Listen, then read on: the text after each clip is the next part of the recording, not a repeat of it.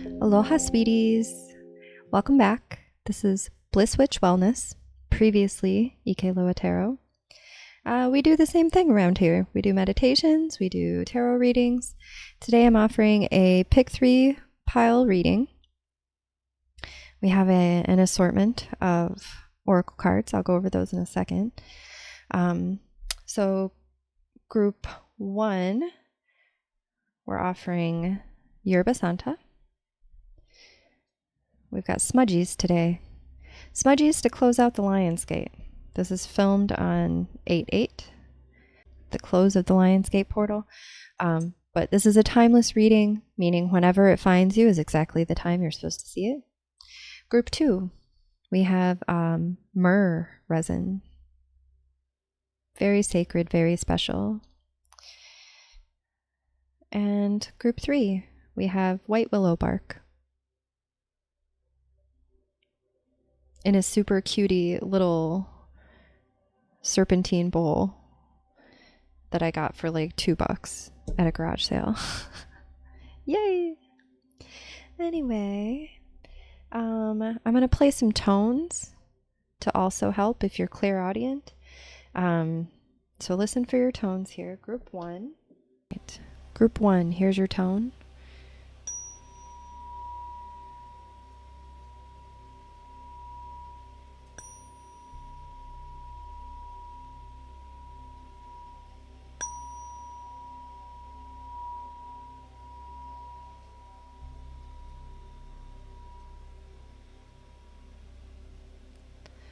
And group 2.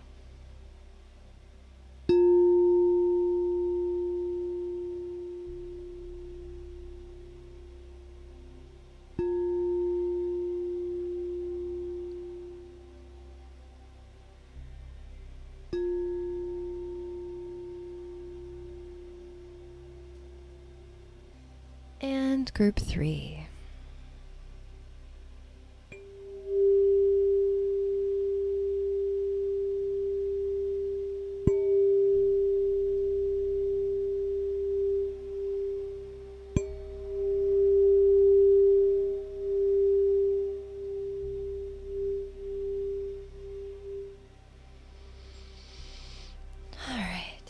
So take your time picking the piles. I'd like to talk about the cards we're using real quick. Let me set this aside. So we're starting with the Work Your Light Oracle. This felt, I love this one when I don't have a question, when I'm just trying to get a read on the energy. And I was feeling for this reading, for all 3 groups, that it was a little bit purpose-driven, like a little bit about your path.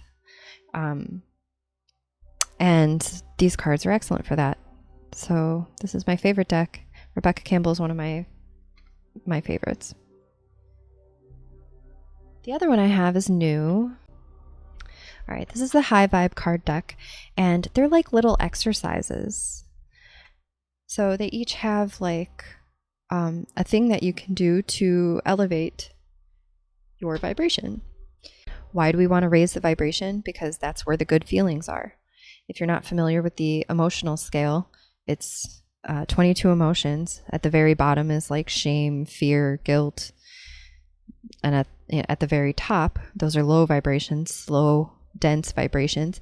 At the very top is like bliss and peace and tranquility, love. So when you're feeling bad, those are low vibrations. When you want to feel better, you increase your vibration. And this deck gives you little easy ways to do that. And then we will use tarot cards for clarification. Just the regular Rider-Waite tarot today. Gives me the clearest messages when we do group readings like this. I also have the Beyond Lemuria Oracle deck. I used the chakra cards from this deck to see which chakra is calling you for some healing. And then finally, I have the Earth Alchemy Oracle. connecting to plants and the wisdom of plants and crystals. And these are really, really super special. They have the energy of the crystal, like even without the crystal,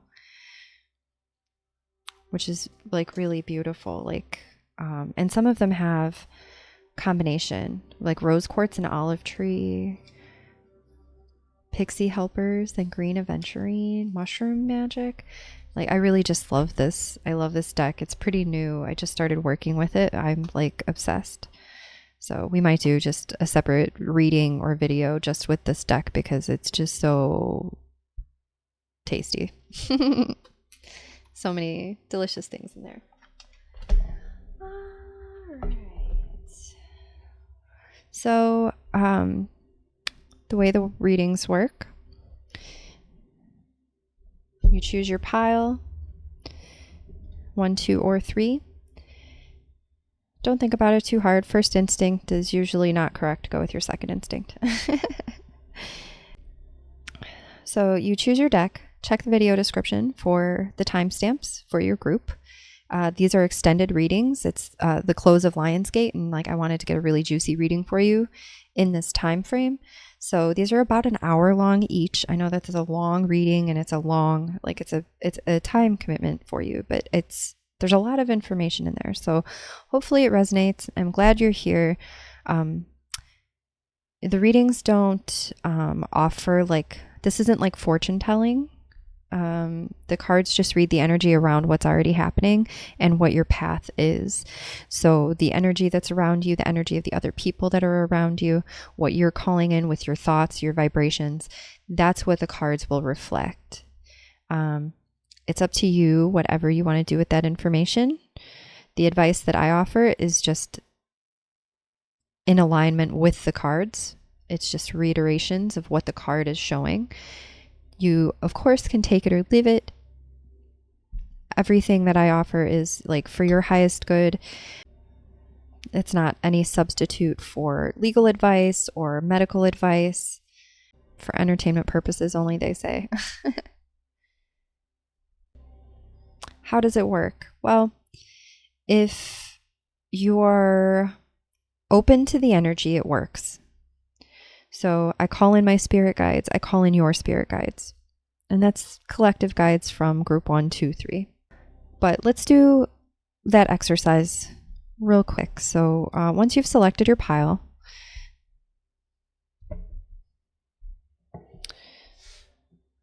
let's do a little, let's just call in our energy together. I'll give you a focal point here. A candle. All right.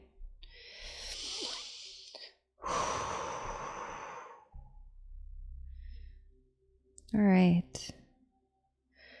We call in protection from the guardians of the east, guardians of the south, guardians of the west, guardians of the north, guardians of spirit. Come closer as we work with this energy. Keep us protected.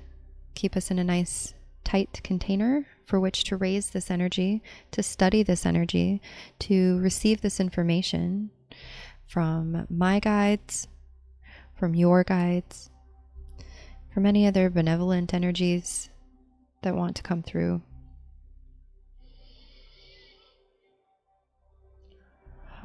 Let these readings be empowering. Let them be loving. Let them be healing. Let the right people see this at the right time for the highest good of all.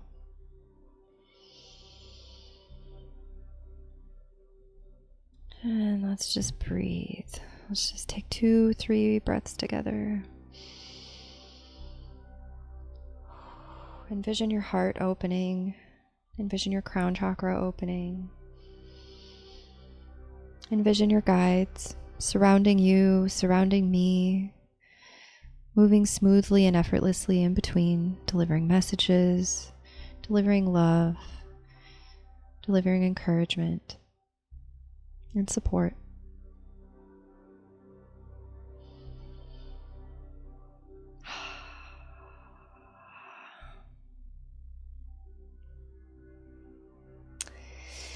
All right, I'm going to send you a little smudge here. Groups 1, 2, and 3. My group 1 honeys, my group 2 cuties, and my group 3 sweeties. Oh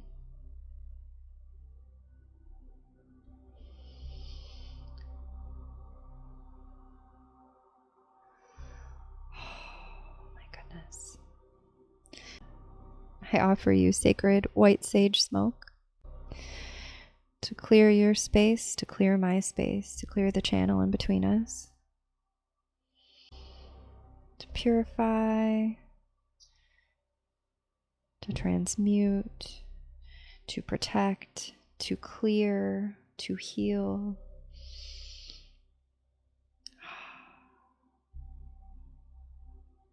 All right.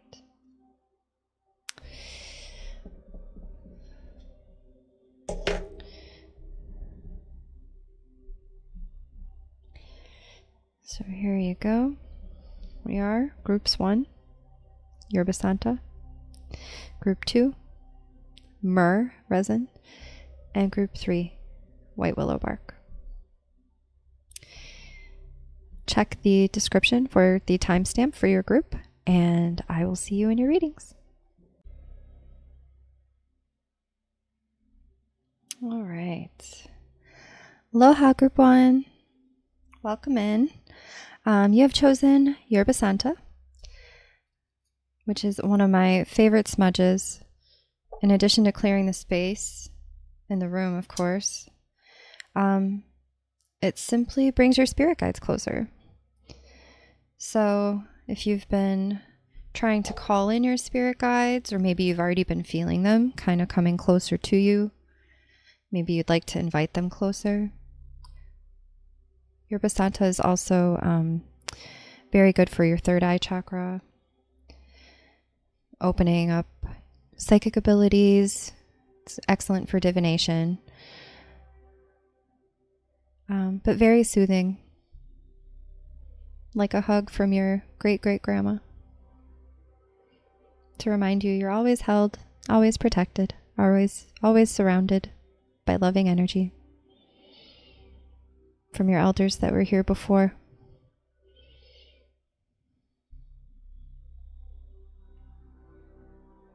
Lovely.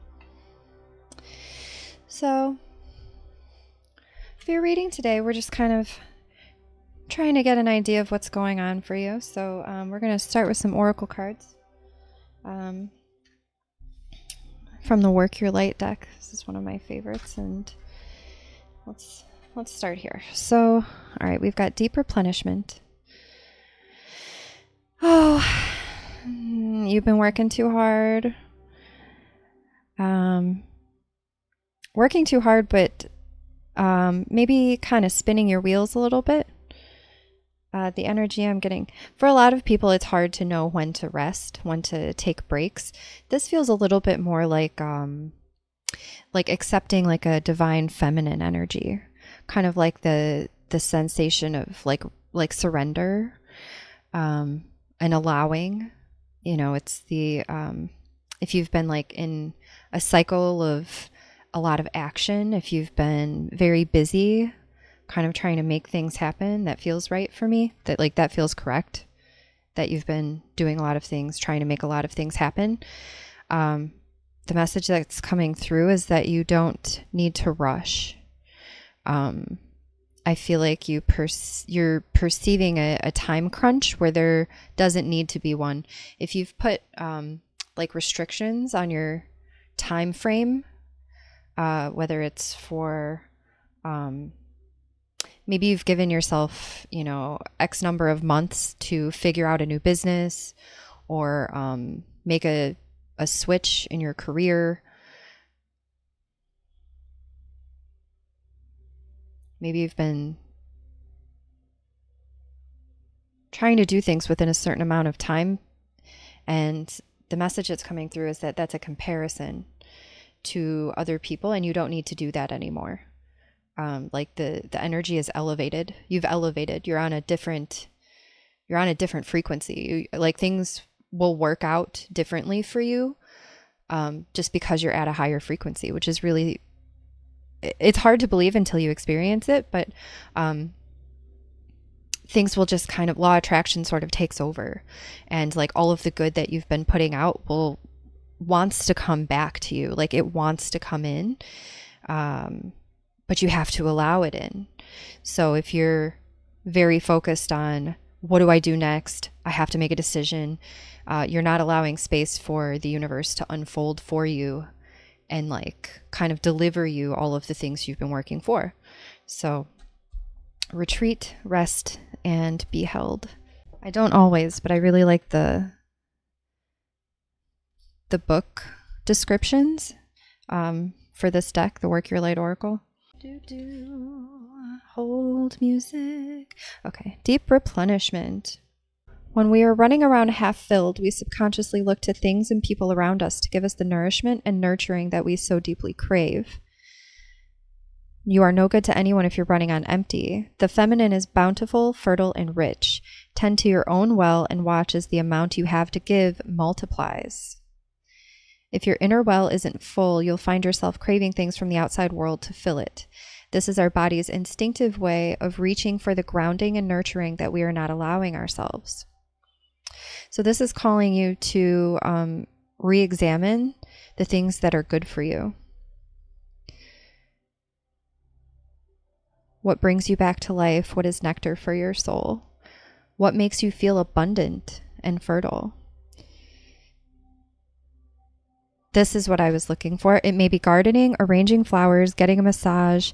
I'm feeling very much that nature is important for you and you haven't been out in it as much as you want to. Honor that calling, honor that craving. That might be like a getaway.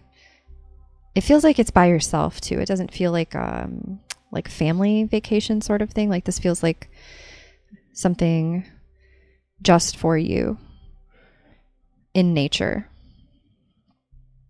Maybe like a solo camping trip.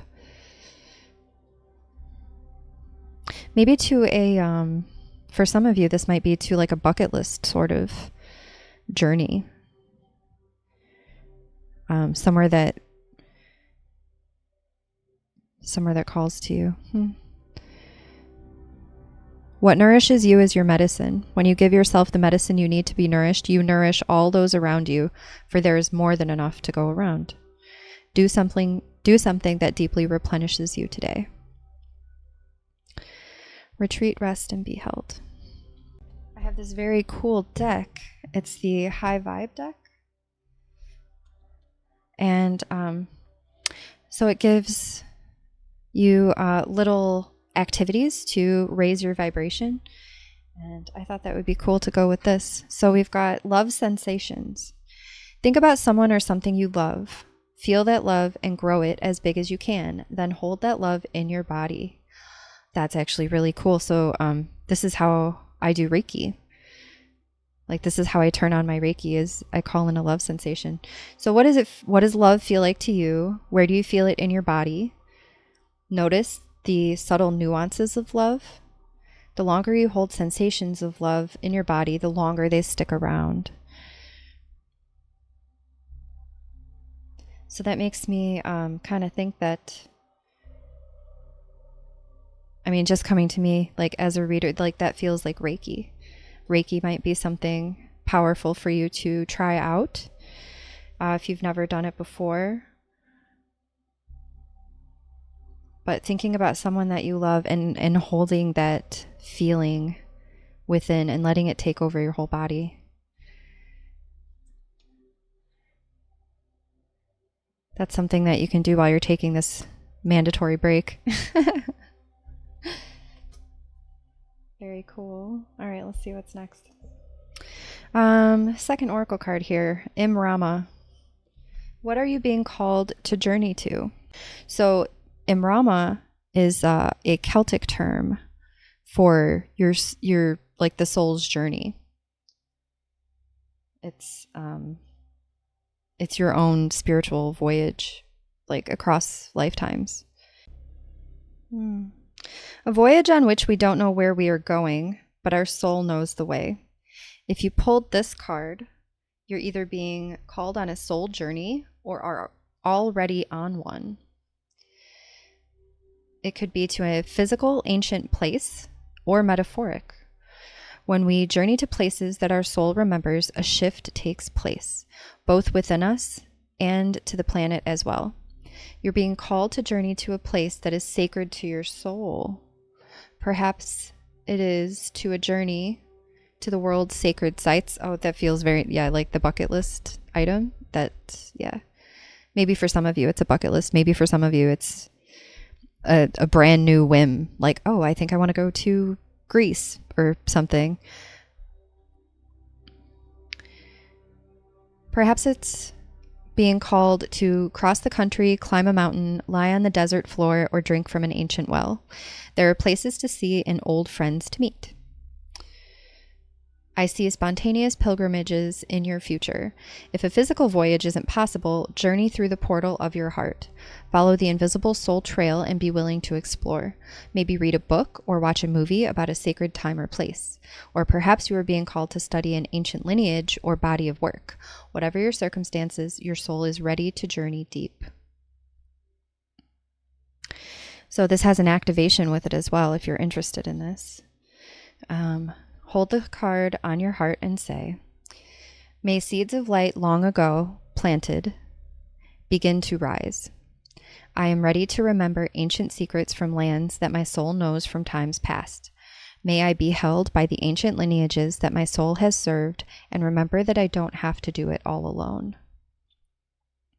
So spirit guides are definitely here for you and like coming close, like very, very close. So this is a spiritual journey. This feels like a critical time, like a pause almost. Not really, not on your terms, like not a pause because you want there to be a pause, just kind of like the universe is calibrating, is what I'm getting there. But not only calibrating, it feels also like it feels big. Like it feels like something like pretty major, a significant shift, which might just, it requires like more movement. Like there's more moving parts to get things just like you want.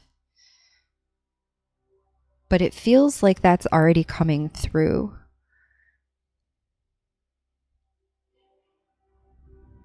What kind of purpose are you connected with? I'm curious.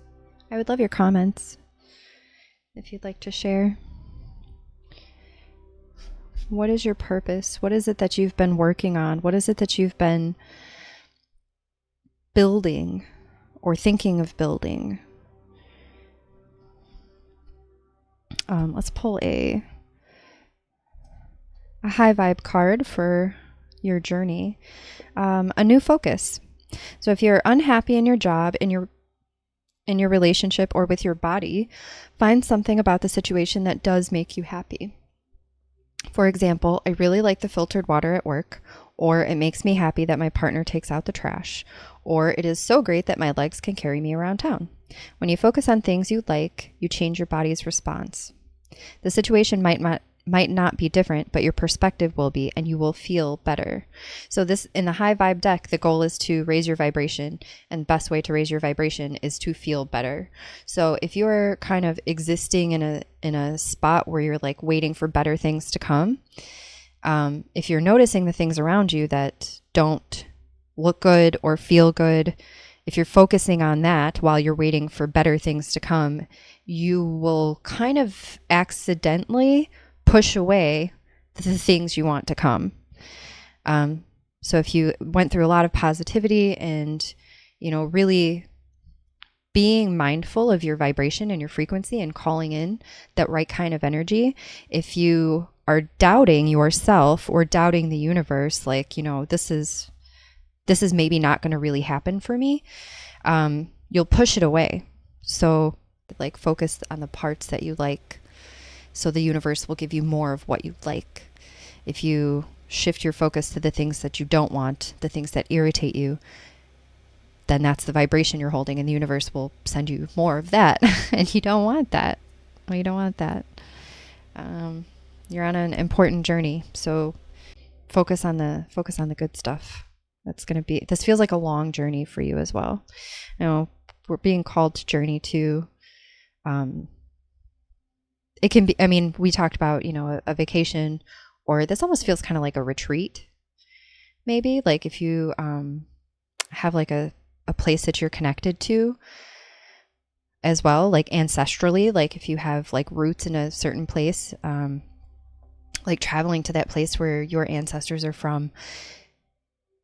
Oh yeah, I got chills all on my left side. That feels powerful. And left side, so that maybe for your mother, for some of you, might be like on your mom's side, or your on your mom's side, like where that family is from. You might be called to journey there, and it can just kind of, the vibration of the place can be healing as well. If there are aspects of this, the fact that these came up together, I'm wondering if you're like focusing on the negative, like if you're trying to go somewhere, like there's a thing you want to do, a vacation you want to take, but you're like, oh, it's too much money, or this isn't a good time to fly, or something like that. Like, I wonder if you're kind of focusing on the practical negative aspects. And the call here is like to just not pay attention to that. You're going to call in whatever experience is necessary to get you from point A to B. Like this is for most people, it is all about like the journey, like how you get there. But you need to get there, like wherever this place is for you, like whatever place is calling you, get there. You need to get there. Be open to the journey to get there unfolding however it will.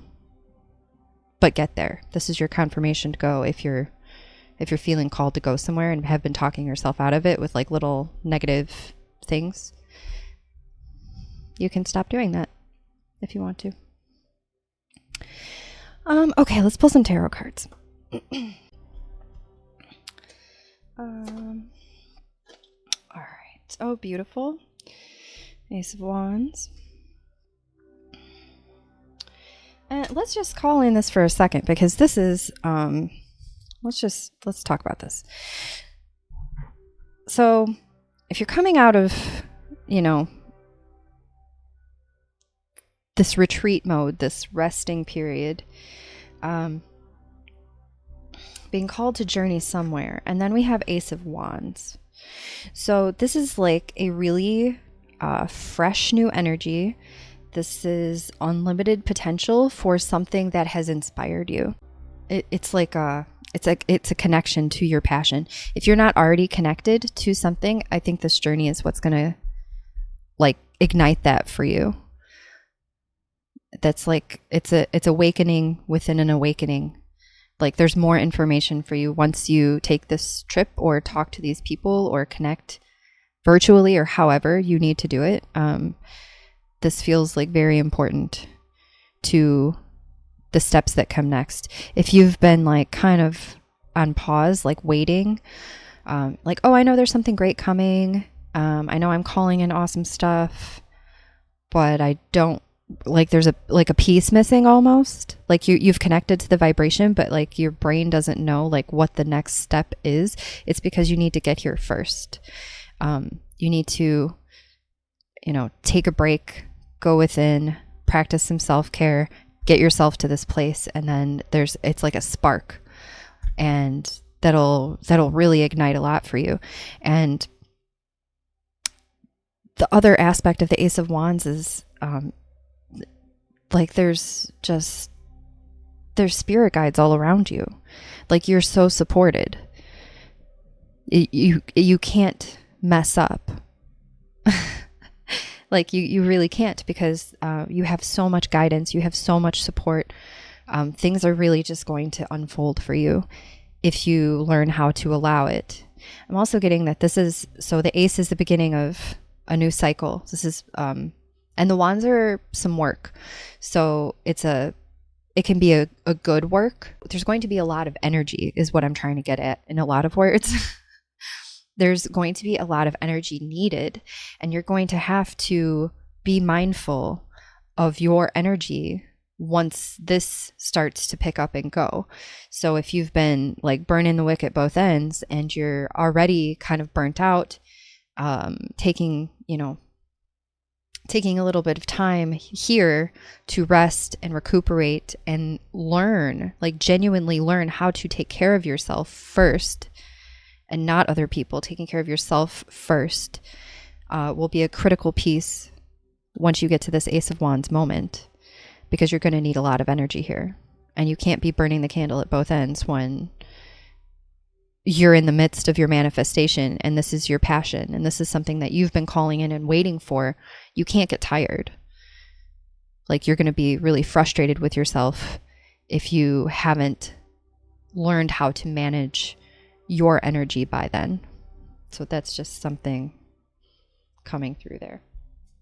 Okay. Well, I mean, if you needed any more confirmation, the Sun is such a beautiful card. It's abundance.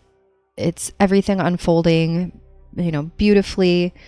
It's alignment with your purpose. It's connection to your higher self. It's feeling connected to source.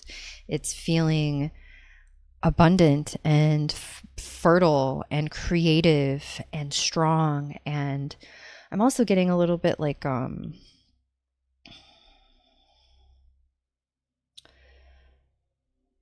feel like there's been some like really powerful like solar plexus healing for you. For some of you have like really been through it in your solar plexus, and maybe sacral as well. Like inner child type wounds. Yeah, inner child type wounds. Feels like that's something that you've been working on and something that you've been healing. And the energy of the Sun is, it's not like a clean slate, but it's let's see, it doesn't discriminate. Like, the Sun can come through for anybody that's ready for it. So like, if you maybe have done a lot of healing and on this journey, like you've done a lot of work, don't feel like you have to keep digging. Like at some point, like when we're trying to dig in and we're doing, what we used to call like shadow work, going into your wounds and like, why am I this way? Why am I angry like this? Or why do I cry sometimes like this? Or like, why are these things triggering me? For a lot of us, we want to like fix it. We want to fix that part of us. Like, why is it that way? I don't like it. You don't have to fix everything. You don't have to like dig in and, reopen the wound and experience it all over again every time. So if there's something that you're trying to heal, and this is a message that's never come through for me with the Sun card before, but I'm like really feeling very strongly that if you have been trying to heal, you're done. Like, the things that you've been wanting to quote unquote heal are done. And whatever is left in there is not something to be healed. It's just part of you. It's just who you are. And you can choose what to do with that. So if you're still feeling triggered by certain things, you don't have to keep digging into it. You can just decide to let go of those things.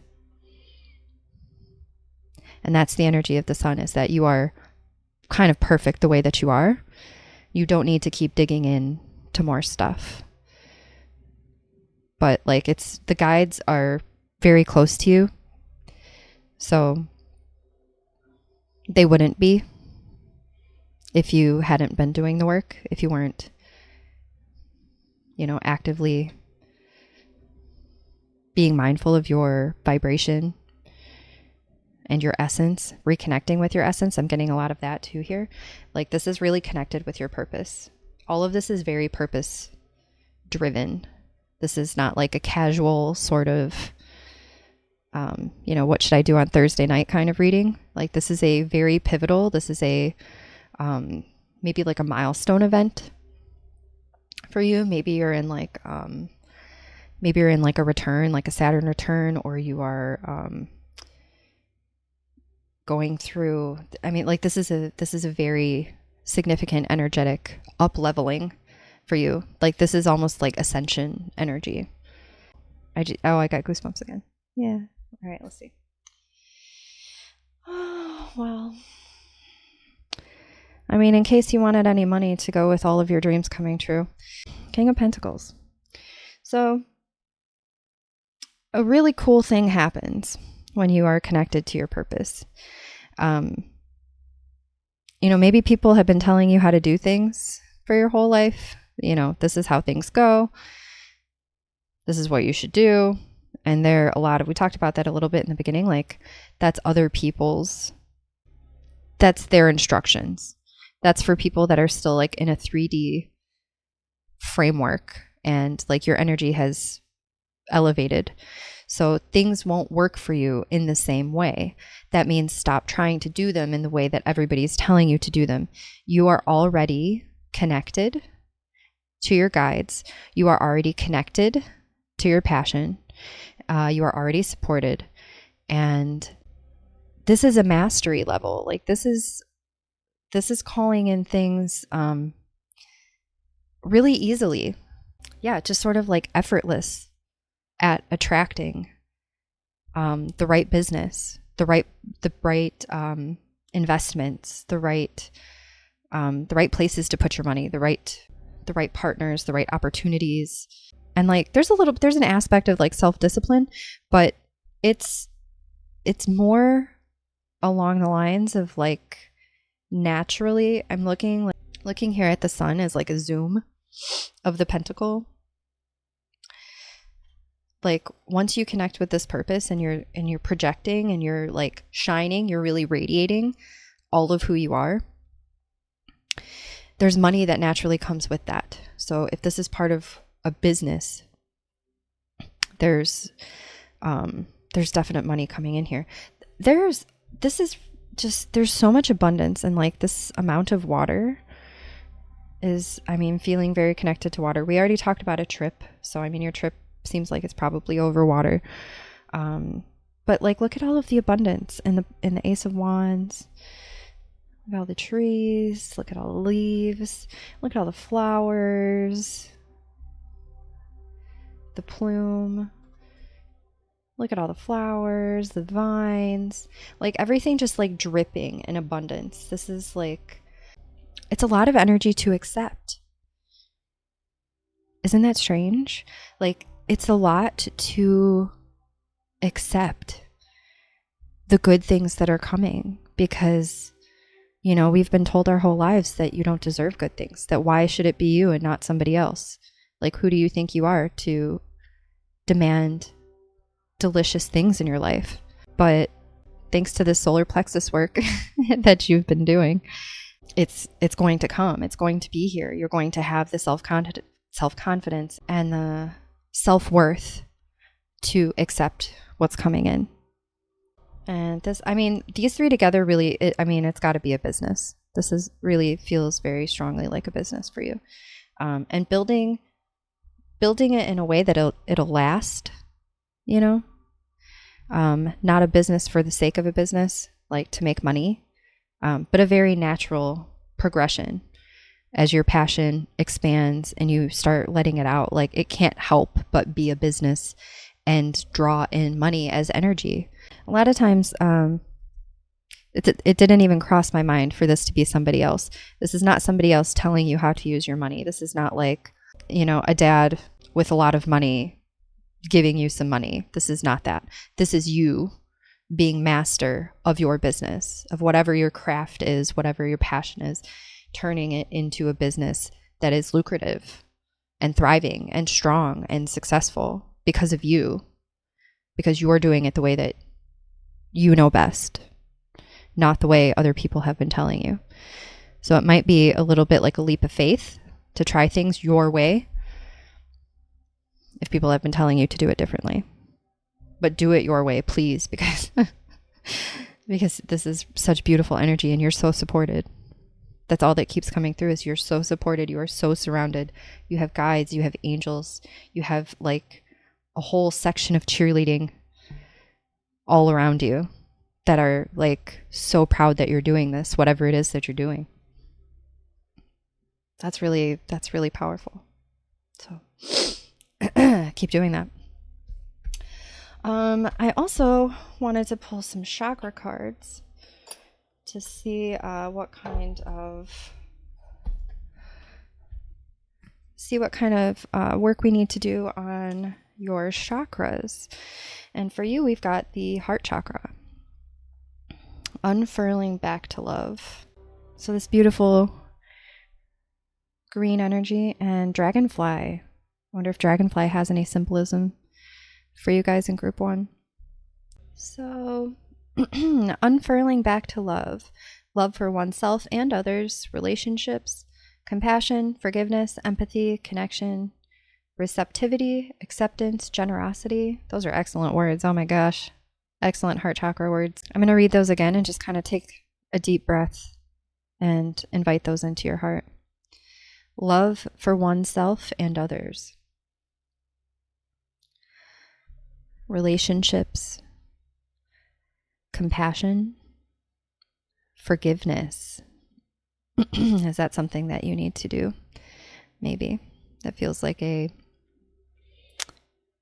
maybe one of the triggers. Forgiveness. Empathy, connection, receptivity,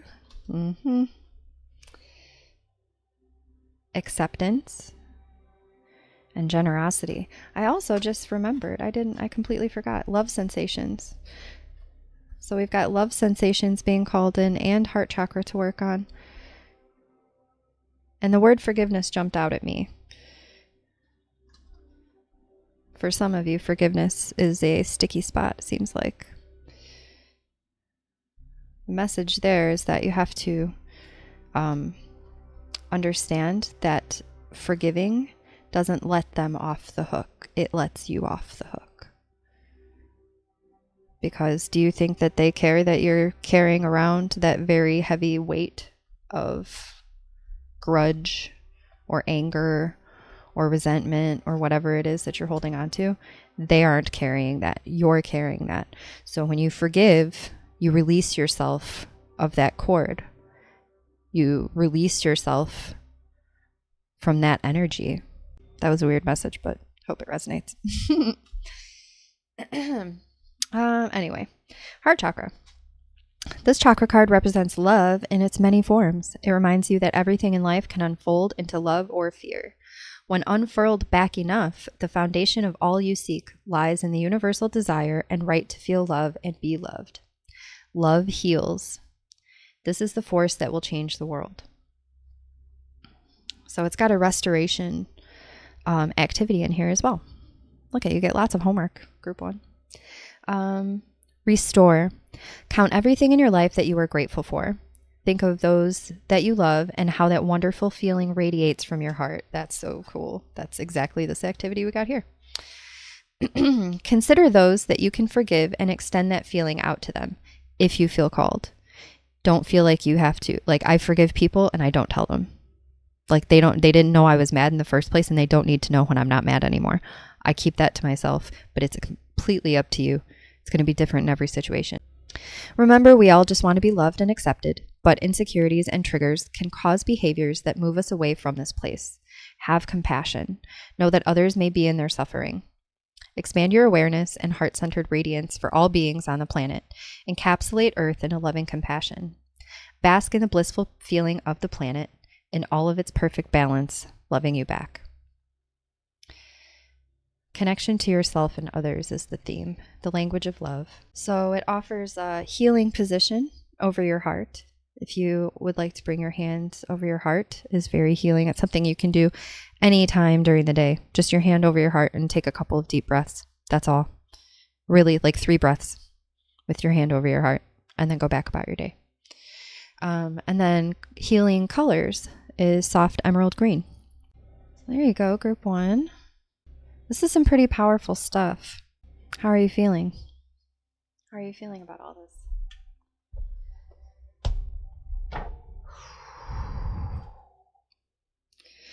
Let's see. All right, let's do these last 2 oracle cards. All right, so we've got Petalite. Cosmic downloads, higher heart healing. See the bigger picture.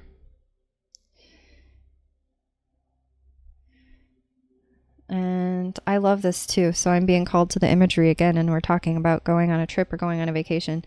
It's a stream through the mountains. Are there mountains where you're going? Beautiful. And cosmic downloads. That's it. So, you know, cosmic downloads, it's like open through the crown chakra, but you have to accept them like in your heart. So like you can have like an awakened crown and third eye, but to really like receive, like fully receive and embody downloads from your guides or from source or your higher self, we accept it into the heart chakra. All right, let's read. Petalite's energy comes in like a silver feminine ray from the heavens. So there we go, divine feminine energy again. It flows down, around, and through you, gently turning a stream of crystal cool water, calming and harmonizing your energy field. So this is about connecting with cosmic consciousness. This is about your soul family and the divine light that connects all of us. So your guides have messages for you. This is like a pretty powerful message in itself. Your guides are talking to you all the time. I'm feeling like this is in a lot of ways, in signs and synchronicities, in people you meet. I feel there's guides just constantly trying to like get you messages. That can also go back to this retreat, rest, be held. You have to slow down and take some moments of stillness so that you can hear this.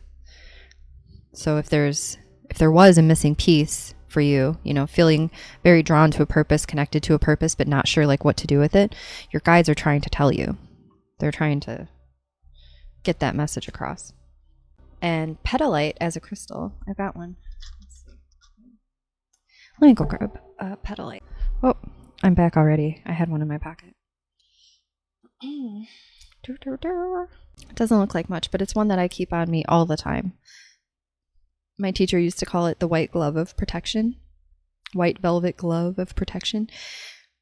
It's a very gentle, like, aura protector.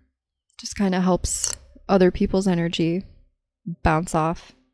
But petalite, it's saying, petalite will help you heal through themes of abandonment and feelings that you are different and don't fit in.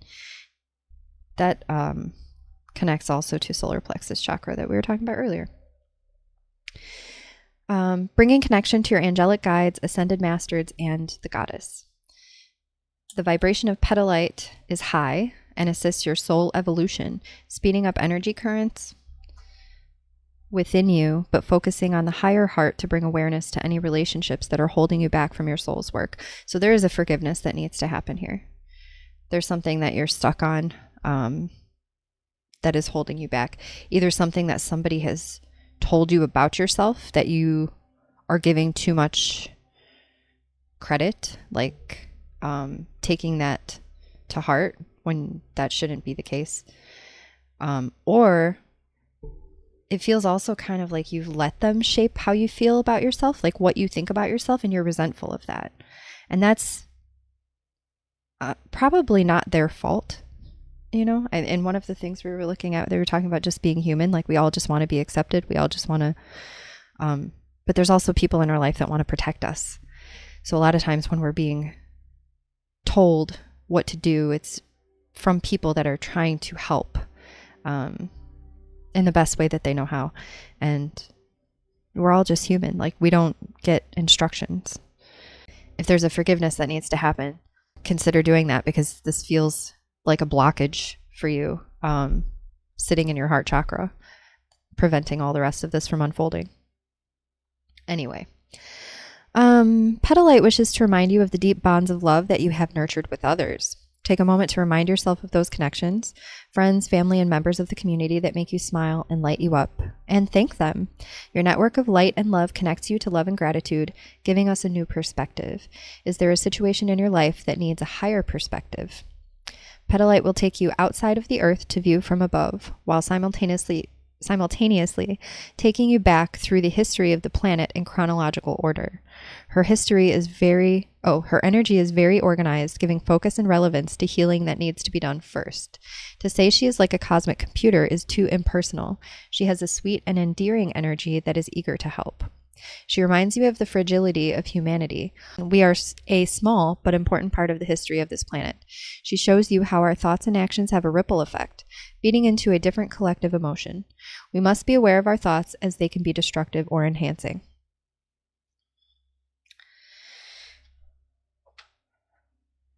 I'm going to go back to this then. The fact that that message came up tells me that this is something that you're doing. Your thoughts can be destructive or enhancing. So keep that in mind when you encounter things that you don't like, things that, things in your external environment that aren't the way that you want them to be. Focusing on the negative aspects of those is going to bring you more negative. So that's something that's come through 2 times now. So keep that in mind. And then we've got one more here. Amber and Dawn Redwood. Rewild. Druid Tree Keeper. Perception versus reality. So petalite being a stone of higher perspective. And then amber is a very it's ancient. Like it's an ancient earth energy. It's almost like primordial ooze. Like it's like the stuff of like creation. Is what is like I'm feeling. That feels like kind of sacral chakra. So I wonder if you're like going up.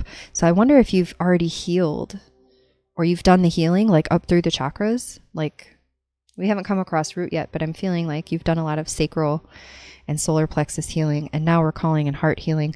Like that's another way to see your ascension process. Each of the chakras spins faster. So like once you get into each one, your frequency is increasing. Your frequency is raising. Your vibration is raising. You're elevating. This is pretty together. The other part of that, as you're elevating, try not to be too mad at the people that don't elevate with you. As we're talking about, relationships and stuff like that, they might be very important to you, but you need to be more important to you. So if you have people that are not on your vibe, it's okay to let them go. And it doesn't have to be forever. It doesn't have to be dramatic. It doesn't have to be the end of the world. It can hurt a little bit. You can process that pain. But ultimately, if you are kind of like not on the level with the people around you anymore, it's not good for anybody. Like they need to do their own work and you need to retreat and, do your own work and take your own time for rest. And you can't do the work for everybody else. That's the other thing we want to do. Once we start like elevating and we start seeing things manifest and we start feeling better, we kind of get irritated at the people that don't feel better. The people that are around us that are like, still just want to be negative all the time and, complain and, find the negative in everything. But that will bring down your vibration. Like you don't need to be around those people. You can still love them. We say love them from afar. That's okay. But the important part is to don't be mad at them about it. Don't get mad because they're not responding to you in a way that you think is correct, because they're just doing their best. They're just human like you and me, and they're doing their best. All right, let's read the thing here. Amber and Dawn Redwood. Amber is a light of the golden age, a time when we knew our divinity and felt that close connection to all that is. We were unified and lived through the heart. Yay, heart again. Amber wishes to bring back the light of the golden ages through reactivating cellular memory, helping you remember genetic lessons passed on through your ancestry and supporting you in clearing family patterns. So, all right, So it's not just a soul purpose journey. You are clearing out ancestral karma.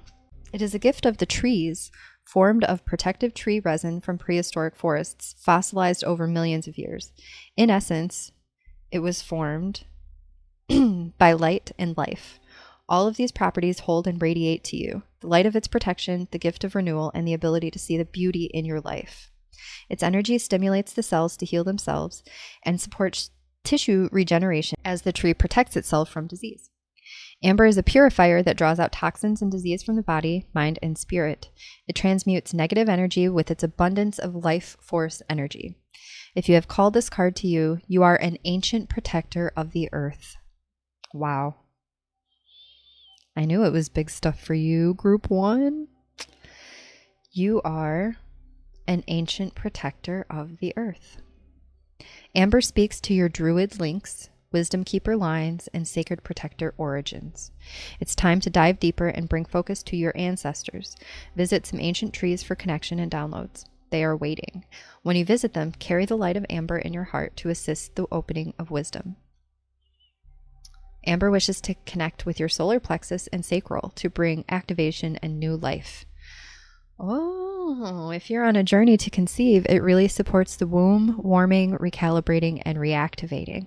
So, we don't give medical advice here, and this is just for entertainment purposes, but that's a powerful message for you if you're trying to have a baby or are currently having a baby. If you're pregnant, that's some beautiful, warm sacral energy. Know that your womb is supported. And then talking about when you visit your ancestors. So when you go into, if you do, because you're surrounded by guides, I got to believe that you either communicate with them regularly or are a meditator. But this is calling you to use amber. I only have one piece of amber, and it's an Indonesian blue amber. But if you have a piece of amber, hold on to that while you meditate. Maybe you'll get a piece whenever you go on your spirit journey there. And then dawn redwood. Dawn redwood is where we get amber from. It's often called a living fossil due to its age. It has been preserved and unchanged on a molecular level for millions of years. Its medicine is one of renewal, but that is only scratching the surface. This is a tree that was thought to be lost for a long period of history until it was found in China in the 40s. With crystals, we find that when new finds are uncovered, it is at a time when humanity is ready to receive their energy and teachings, or when they are needed for change and shifts to take place. This could be said of this tree. It existed quietly for a long time. Sometimes it's okay to just sit quietly and go about your work. You don't have to fuss or shout or draw attention. Just quietly get on and do it. Dawn Redwood gives the lessons of councils of Earth Elders. They encourage us to work together for the greater good so we can withstand, survive, and thrive like them. Their presence on this card has created a natural cathedral, a sacred space for you to surround yourself in to help you reconnect with a very primal earth wisdom. Breathe in the energies of this card and stand in the center of this circle of tree. Oh, okay. It's a typo. Breathe in the energies of this card and stand in the center of the circle of trees with the amber glowing above your crown, receiving her light. They connect you to Mother Earth's wildest places to connect with joy and wonder. They will help you feel calmer, grounded, and inspired. Dawn Redwood. I wonder if maybe that's your, for some of you, that might be where you're being called to go. Go to the Redwoods. This was what I thought of, because we've got Shasta daisies and we've got mountains and we've got the water. So I was thinking of Mount Shasta. So maybe Mount Shasta, maybe Redwoods. You got places to go, Group 1. You got things going on. You're doing a beautiful job. Beautiful things are unfolding. This lovely warm energy of the sun. You've done a lot of work. Please give yourself credit. And please take some of this to heart. Reconnecting with love, releasing yourself from any resentment or anger towards others, really connecting with that heart chakra. I'd like to play the singing bowl for you like just for a minute. Since we got the heart chakra card, I have a heart chakra singing bowl.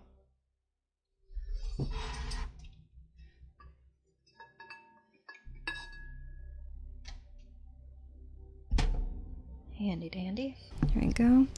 So group 1, if you would like to, if you have a crystal, if you want to grab a crystal and just close your eyes, I'll invite you to just take a minute.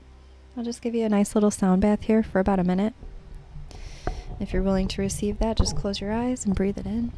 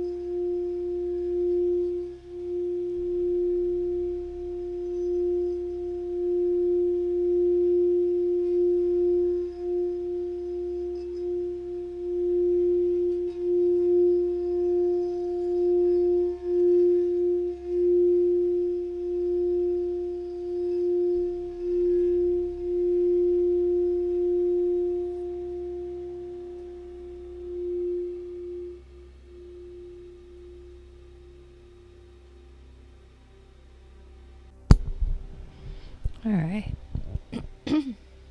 Thank you so much for joining me. Really hope you liked your reading. And please like and subscribe if you enjoyed it. That really helps me because I want to keep making these. It just it feels good to know if you liked it and what you thought of it and what parts resonated. And also, like, you know, what you'd like to see in the next one. I'm very open to suggestions. I'm a Pisces rising. I just want to give you what you want. I'm the ultimate people pleaser. So, aloha, group 1. I hope you have a wonderful rest of your day. I'll see you next time. Aloha, group 2. Welcome in. Oops.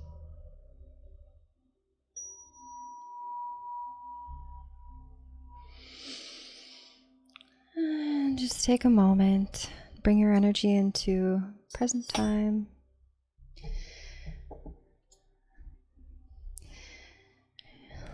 I want to offer my vibration. You just kind of open your mind to the messages for things to come through here, group 2. So you've selected Myrrh. This is Myrrh resin. We're not going to burn it today. I'm going to smudge just some sage for you. But Myrrh is, I mean, it's a really powerful all-around healer. It consecrates space. It clears low vibrations. I like it for clearing out stagnant energy, like stuff I'm like not quite able to clear out on my own. I'll meditate with some resin burning or some myrrh resin burning. But mostly I turn to myrrh when I am sad. My heart's feeling very heavy. I offer you this sage smoke.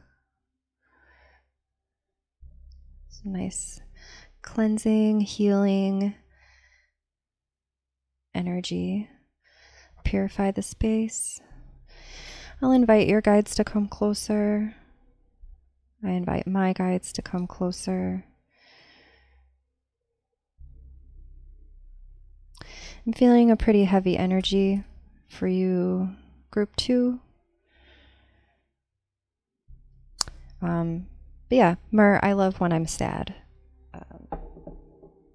Which sounds really simple, but you know, if you've ever been sad, then a little bit of relief is everything. Just a little bit of soothing energy for your heart. So if that's something that you're going through, I offer that to you. Not burning right now. Maybe we will at the end. I could get a little charcoal going. So, okay. All right. Group 2.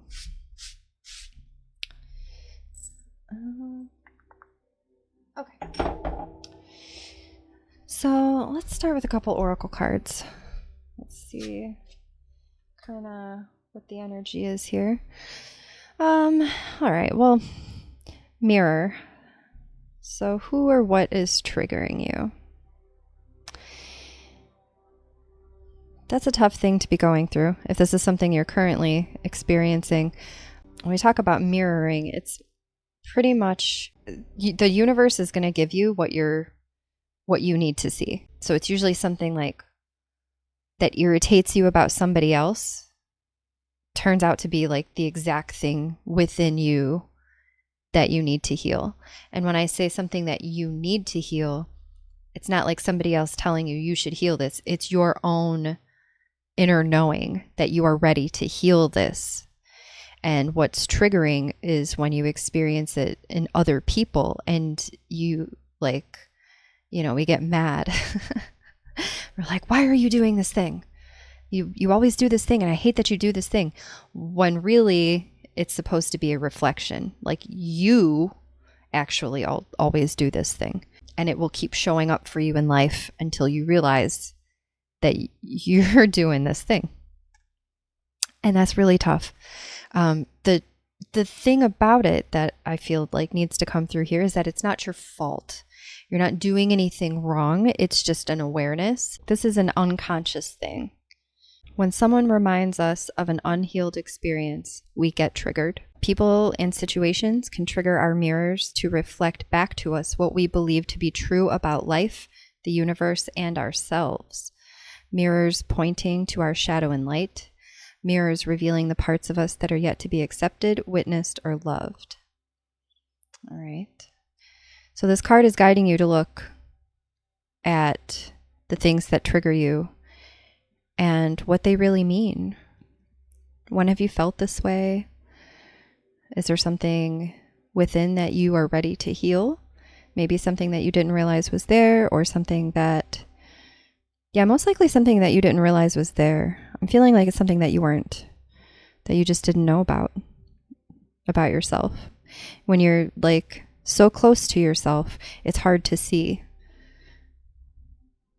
We need a little bit of that separation from you and yourself, because there's the you that's aware of yourself, reflecting back at you. There's something within you that needs to be seen. And that's what those triggering experiences are. Until you can recognize what that is and address it, it'll keep being a painful experience for you. Let's pull. So I have this pretty cool deck. It's the High Vibe.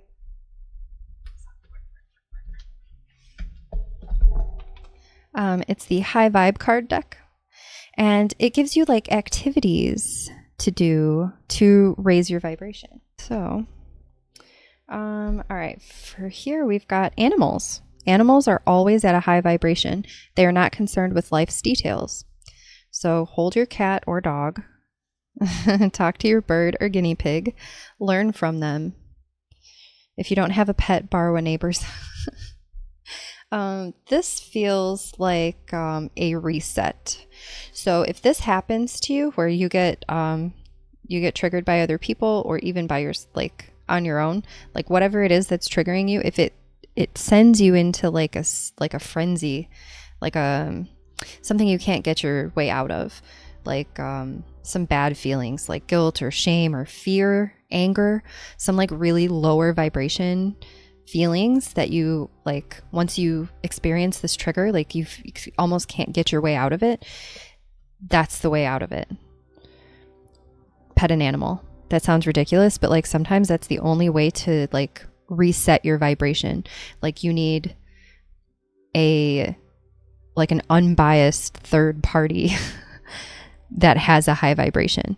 Because if you think about it, so like when you're mad, do you want to go talk to your best friend who's always giving like logical and good advice, who's going to tell you like a better way to look at the situation. Like, you're not going to be able to hear that information because you're angry and they're calm.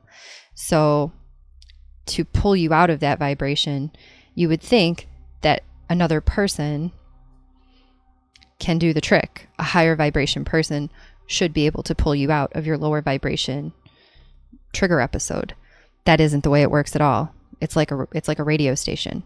So once you like drop into like 96 FM, your friend who's on like 100 FM like can't get through to you, like can't talk to you.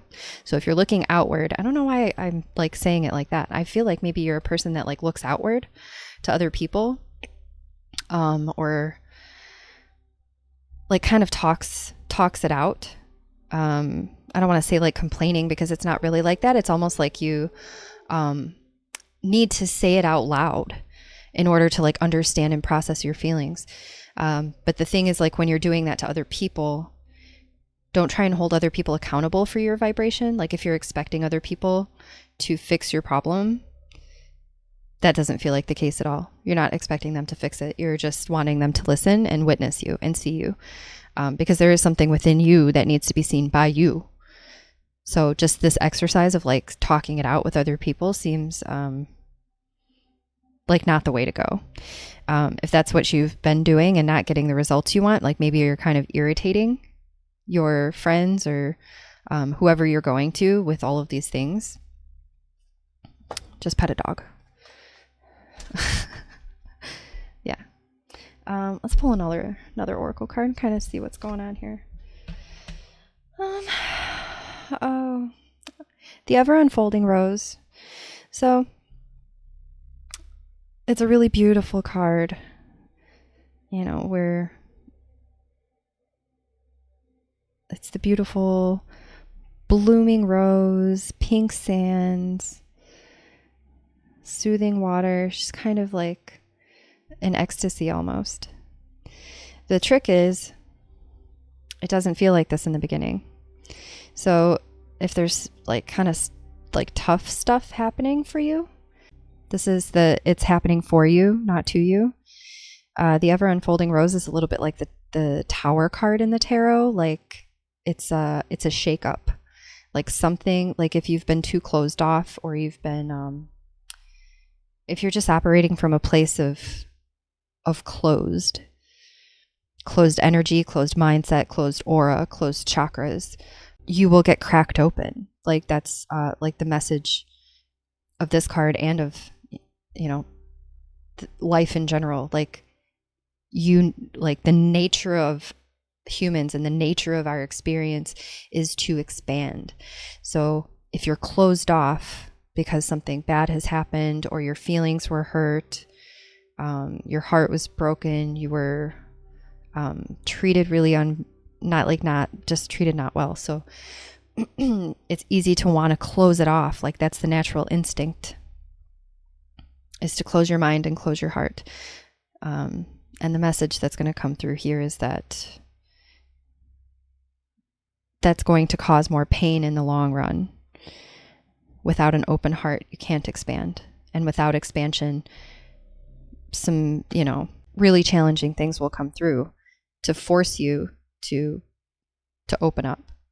The challenge of life is to keep your heart open when you most want to close it. To let life crack you open and stay open through hurt and loss. To allow what is falling away to fall away. Yeah, this is a challenging time for you, group 2. I'm going to send you a hug. Life happens, and it happens to everybody, but it doesn't make it any easier. You know, it doesn't make it feel any better. Just because it's something that everybody goes through doesn't mean that it doesn't hurt when it happens to you. Being a human is a courageous act. A life well lived is full of losses and tragedies, as much as triumphs and adventures. Wherever you find yourself at the moment, life is coaxing you to keep your heart open, no matter how much it hurts, to continually unfold and let life crack you open. Perhaps you're going through a difficult time right now. Instead of cursing the difficulty, see it as a blessing. Open yourself up to the truth that life is happening for you, not to you. And one day you might just bless the thing that broke you down, because the world needs you to be open. So now is the time to go gently. Treat yourself like a tender, sweet baby. Wrap yourself in a blanket and trust that the mother has you cradled in her arms. The seas may not all be smooth sailing, but you are safe and you are held. One day, not too far from today, you will look back at the transformation and be blown away by the poetry of life. Everything is going to be okay. So that's beautiful confirmation. Everything is going to be okay. It's still hard when you're going through the shit. I see you. Let's check out our high vibe card. Oh, friendly chat. After I just told you to stop calling people. Friendly chat. Call a friend for a chat. Schedule a time to have tea or go for a walk. We are social beings, even the most introverted of us. See if you can keep the conversation focused on what's working well in your life. So that's actually the same thing. If you need to vent about something, set a timer for 10 minutes. After 10 minutes, move on to another higher vibe topic. So that is a thing that happens to a lot of people, is when something bad happens, you kind of rehash it to everybody. You know, you have to like tell the story to everyone you know and be heard. And that's okay. But after a little bit, you're just perpetuating, you know, like we process the energy, we process the experience, and we take a little bit of time to do it. And this is saying to kind of like set a limit on how much time you spend rehashing your story. Especially if it's a shocking sort of thing. If it's something that it kind of elicits like a raw response from other people. So it's like maybe something pretty heavy. It's a little bit easy to get sucked into retelling the story for its shock value. That took me a long time to get those words, because that's not really what this is. A special message for some of you. Some of you are going through something very, very heavy and very serious and very painful. But back to what I was saying, that's a thing that happens. Like we can get stuck in the pattern of retelling the story, and your brain is smarter than you think. I know we talk about it like it's hard to start new habits and change your mind. But when your mind latches onto certain things and repeats it, it kind of stops you from really like feeling the pain. So instead of like this terrible thing has happened to you and it hurts, now you have this terrible thing has happened to you and it used to hurt, but now we're telling the story of it. And there's a little bit of empowerment that comes with that. There's a little bit of attention that comes with that. And that's something for you to hang on to only for as long as you're willing to. It's time to open back up if you've been closed off, or if you've been living in the story of what has happened. It's time to move on. It's time to open back up and allow expansion, allow life to happen again for you, because if you don't, it'll crack you open somehow. Let's get some tarot cards. What are we doing here? Oh, I love Hanged Man energy. So the Hanged one is a hard stop. So I talked about the Tower card before. Let me pull the Tower card because I want to show you a comparison real quick. You're avoiding a Tower card, which is great. You're not sure? How fast can I find it? I feel it. Okay. There we go. So I already talked about, if you're not open, life will crack you open. Hanged Man energy is a little bit of the same. So it's a call to pause and really make peace with places in your life that you can surrender. Like, where are you resisting? Where are you closed off? And if you don't take the time to figure that out, then it becomes a Tower moment. then it becomes something catastrophic, like a huge challenge dumped on your life out of the middle of nowhere, it seems like. It feels like bad luck. It feels like the universe is out to get you. It feels like someone cast a spell on you. It feels very bad. It can be isolating. It can be lonely. It can feel cut off. But the tower is what's needed to shake you down to your foundation. So if you're not addressing, we'll talk about it that way. We'll talk about it as cracks in the foundation. You've got some cracks in your foundation that need to be addressed. So the things that have already happened to you, they happened in order for you to learn from this and to heal from this. If you don't take the opportunity to pause and reflect and really connect with this inner being, we were talking about the mirror, about there being there's two selves, there's you and then there's the you that's aware of you. Make time for those two people to come together. And a lot of times that looks like meditation, but it doesn't have to. So if you're not a person that likes to meditate, I encourage you to just, keep trying it. I have plenty of cool meditations on this channel if you're interested. But if you're not into meditation, just do something with yourself, something quiet with yourself where you're not, like watching movies or like whatever. Just do things quietly with yourself. Watching animals play. That's a good one because, we've already got that as our high vibe tip. So watching animals, being in nature. It's really just being present. You don't have to go into a whole meditation to do it, but becoming present. And then understanding also that this is another card that's very much like, I'm going to put the tower away because this is not for you. This is not what's going to happen for you because you're going to go within and integrate your lessons because you're great.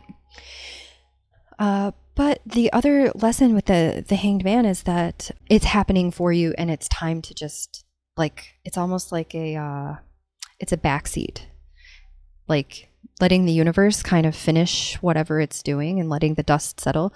So if something significant has happened in your life and you're trying to recover from that, this is your call to just pause and take what you can out of the terrible things that have happened. What lessons can you extract?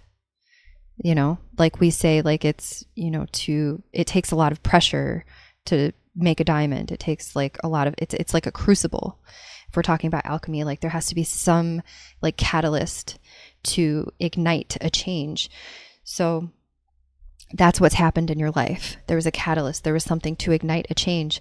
And the universe is kind of working to align that for you. So every moment that you spend in resistance to it, every moment that you spend focusing on the pain of it and the negative aspects of it is a moment that you're taking away from creating a better tomorrow. So keep in mind that you might feel a little bit, I'm getting a little bit of a helpless energy right now. You're feeling maybe a little bit isolated, but definitely helpless. This is out of your control. That's your power. If you're looking for a spot, where do I have power in this? That's where it is. It's in your intention. It's in your thoughts. That seems very silly, but if you can't take an action to move forward, there's a reason for it. You're being called to pause and fix your thoughts. Retrain your mind to think better feeling thoughts. We've been in this trauma for a long time and telling that story for a while, and it's time to move on. So the call to go within and figure out what that means. What does that look like for you? Can you do it? This thing that's happened to you, can you take responsibility for it in the ways that it was your responsibility? Can you forgive people if other people were involved, if other people hurt you? Can you, this is a character building moment. It's not just character building, it's pivotal. This is about your soul learning. This is a very deep spiritual lesson for you. So don't waste it. By that, I mean, really look at it and really feel all of the feelings and understand how it can make you better. What can you pull out of this terrible situation? How can you make the good parts? How can you take something good out of something terrible, I guess? Also 12 energy. So 12 like is an ascension. Like this is where we get into like spiritual evolution. This is not just like a thing in this lifetime. Like this is something, this feels like maybe this is a spiritual evolution. Like you came here to learn this. You came here to experience this. And that sounds crazy. Like, why would we incarnate here? Why would we want to have experiences like this? But it's to help us create what we do want. You know, if we don't want things like this to happen, like how do we clean up our energy? How do we like reset the intention to align with a higher, like a better feeling set of circumstances? But it's all in how you look at it. The power of perspective is like, this is going to be everything for you. This is like pivotal. I feel like that's what this is for you. That was the whole reason for whatever this is to happen, was for you to understand that there are two yous and you need to acknowledge both of them, and this is part of your spiritual evolution.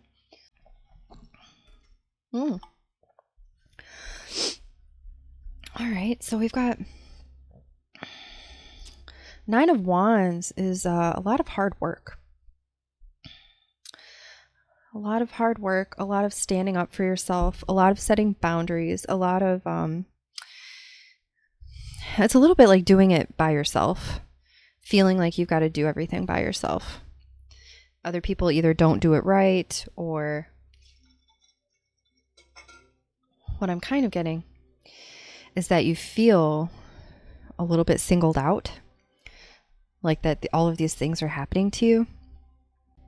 And there's like, it's almost like a sense of pride, like you've like been through hell and back, like, and lived to tell the tale. There's a little sense of pride in that. I wonder if that ties into the discussion of, you know, like rehashing like war stories, kind of like retelling the tales of all the terrible things you've been through.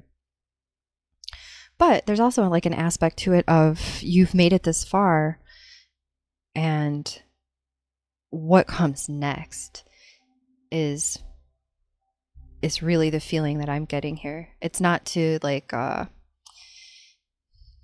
to tell you like not to do this anymore. Like that's it almost feels like just kind of part of you. Like maybe you're just a storyteller. Maybe you're just a person that is an air sign, like really open to all kinds of conversations and debates, and almost like there's no like there's no threshold, like sharing a lot of information like without feeling bad about it or feeling any kind of way about it, what some people might call oversharing. But it's not. Like that's the point of what I'm like trying to say, is that it's not oversharing. It's just it's just a talkativeness, like gregarious. It's just a talkative, it's just a chattiness. This is a call to change, you know, what you're talking about. But there's a lot of good things to talk about here. There's a lot of positive things about your strength, about your power, about your resilience. Like, look at this person. Like looking pretty beat up, looking exhausted, like leaning on a stick, and like, you know, but all the sticks are up. All the sticks are up, all the sticks are growing. You know, like you've done it. Like you've made it this far, you've done it. And the other aspect of that is, you know, we're in a 9 energy. So this is like almost over. So all of the hard work, all of the pain, like this pause I'm feeling like is like a last chance for you to pull in the wisdom from this experience, integrate it. The other aspect of this is that like you're not alone. So this 9, this person standing here with all of these sticks by himself, he didn't actually get there by himself.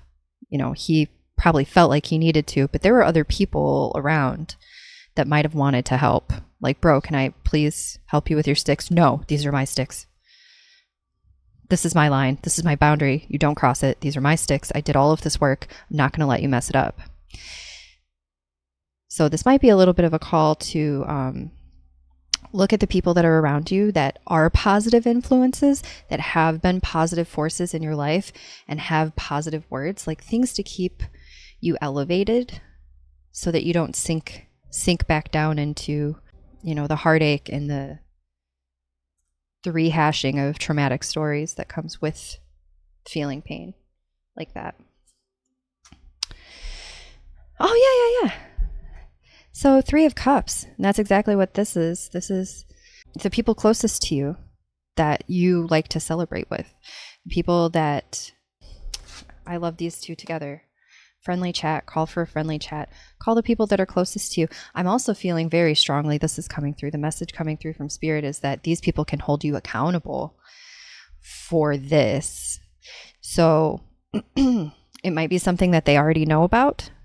The people that are closest to you, like that you are a bit of a storyteller or a bit of a rehasher of those kinds of things, wanting to talk about the things that trigger you and the things that have happened to you.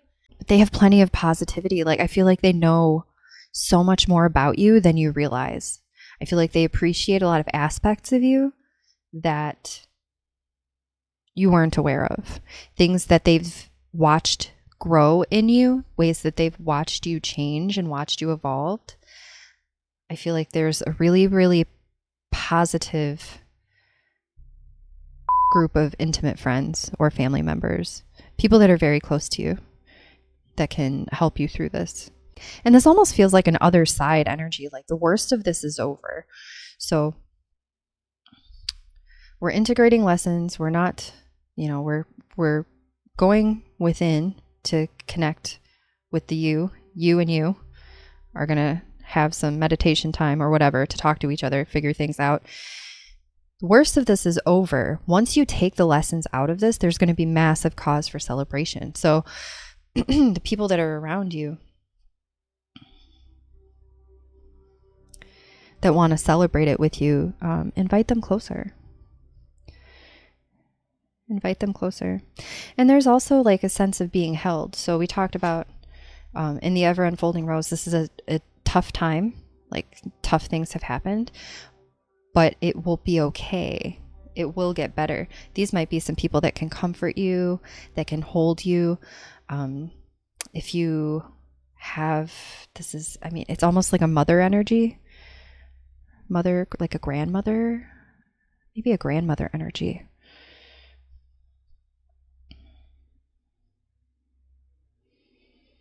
I'm going to leave that at that. Okay, let's pull a chakra card. Let's see. Okay, so throat chakras. I guess I pulled 2 for you. They must have stuck together. All right, throat chakra. Express your truth. And we've got the Merkaba as well, which is another call for ascension. Oops, excuse me. We've got number 12 here for ascension. We've got the Merkaba. Throat chakra comes into play when I wonder if some of this has happened because of a blocked throat chakra. I wonder if that might be part of the lesson here, is to open your throat chakra, express your truth. There's something in the book I want to... All right. So we've got some keywords here, and I'm going to lay those out for you. Expression, communication, your own creative language, sharing your spirit, accepting your originality, truth, and authenticity. So the throat is the origin of expression. It is the source of the life spark that inspires our aliveness and stokes the creative fires in others. This is the outer sharing of your inner being, the glowing song of our soul on the winds of our flight to understand more of who we are. Connect to the crux of your potential and take it further than you could have imagined. As spirit fuses into the tangible, it actualizes as a platform for greater experience, and new facets are sculpted, seeded, and shared as a fractal of light in the form of our own unique language. All right, well, that's no pressure. Just express yourself in your most authentic form. Be truthful with yourself about how you're really feeling. If you always act in integrity and follow your heart-centered truth, some unhealthy connections or aspects of your life might fall away, and you will be in complete alignment with your path.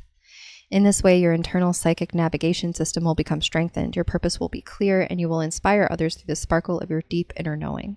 Okay. Does that resonate for you, group 2? I like that line, though. This is the outer sharing of your inner being. I'm feeling a sense of discernment here as well. So like knowing what to express might be a callback to meditation. I'm feeling a little bit like journaling too. You can journal. You don't have to speak your truth. You can write about it. That might be helpful. So if you are a person that kind of wants to call your friends and be like, oh my gosh, this thing happened to me, blah, blah, blah, blah, blah, blah, blah, blah, blah, blah, blah, blah, blah, and rehash it and, you know, call all of your friends and tell them all the thing that happened so they can agree with you and reassure you that like you're right. Why don't you journal about it? Why don't you just write about it and sort your thoughts out that way? And then it doesn't pull other people's vibrations down into what you're experiencing.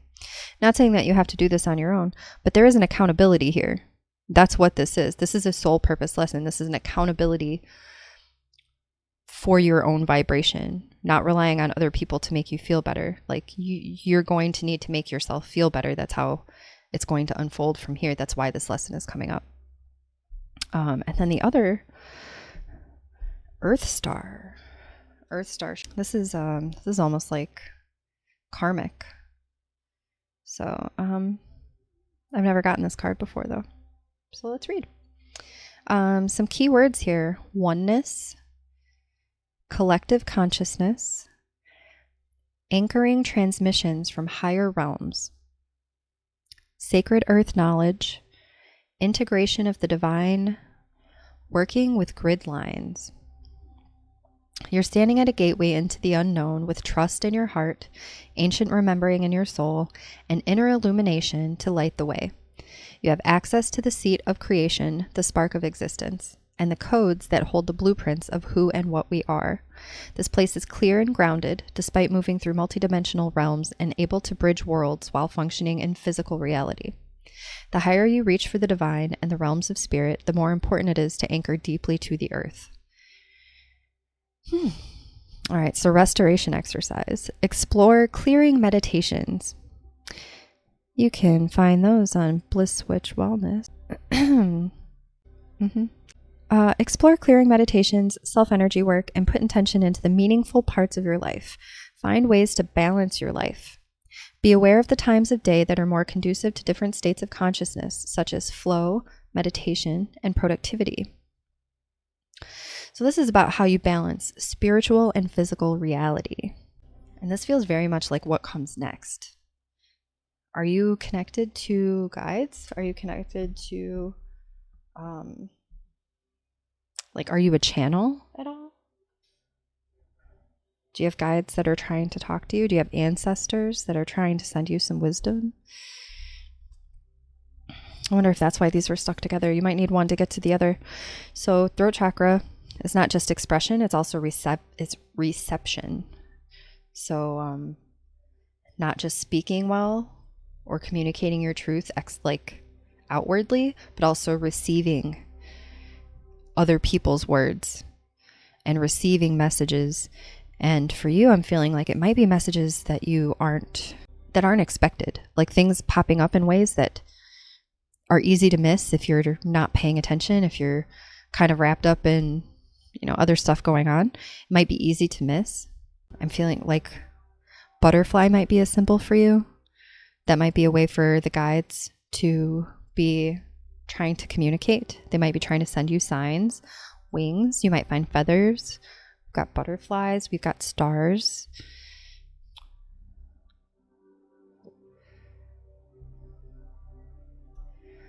Oh, we've also got, oh, we've got 2 12s here, baby. Group 2. This is ascension.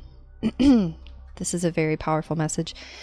You're in an ascension process. So we've got 12 here, and we've got 9 and 3 is 12 here. So 12, 12, you might see angel numbers. This is very much an ascension path for you, which is why I know that this sucks. I know it hurts like very much. Oh my goodness. Hopefully I'm not like too hard, on you and the things that I'm saying, and, don't complain and don't do this. And it's just coming through that way because the energy is like very blunt. This is just a hard time. This is just a hard time for you. I really believe that that's what's on the other side of it, though. I feel like that there's a lot of wisdom for you once you get through this. And like this is talking about connecting to grid lines, and this is ancestral. Like this is this could be like wisdom, like roots. Like where are you from? Like are you of a certain descent? Like what kind of I'm also getting 12, so 12 like the 12th house. Like spirituality, like secret knowledge, kind of. 12 12 12 12 12. Okay. Tough stuff group 2, but it's going to be okay. Hard parts are over. You have a team of very wonderful people very close to you. I'm feeling also very, like, with these next to each other, I'm feeling very strongly spirit guides are moving closer. If you're interested in that, like if you would like them to come even closer, just invite them. Just, kind of clear your mind, bring love into your heart, and invite them to come closer. And you might not get any immediate like evidence of that, but like as you go out into your day and like every day after that, like just kind of be open to signs, not look for anything in particular, but be open to signs and just kind of see what comes into your awareness. I've also got the Earth Alchemy Oracle. And since we're talking about Earth Star makes me think of crystals.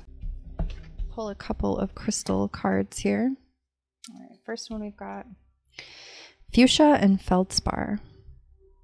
This is about inner child, innocence, and self-awareness. And what's our symbolism here? So it looks like we're on a beach. We've got the inner spiral. We've got dragonflies. And these are they fairies or are they flowers? They're just using their imagination. Inner child. Okay, Fuchsia speaks. I cannot tell you what to do or where to go from here. Weary travelers on life's path find my energy when they need to break free, when they need a moment of quiet communion with their heart.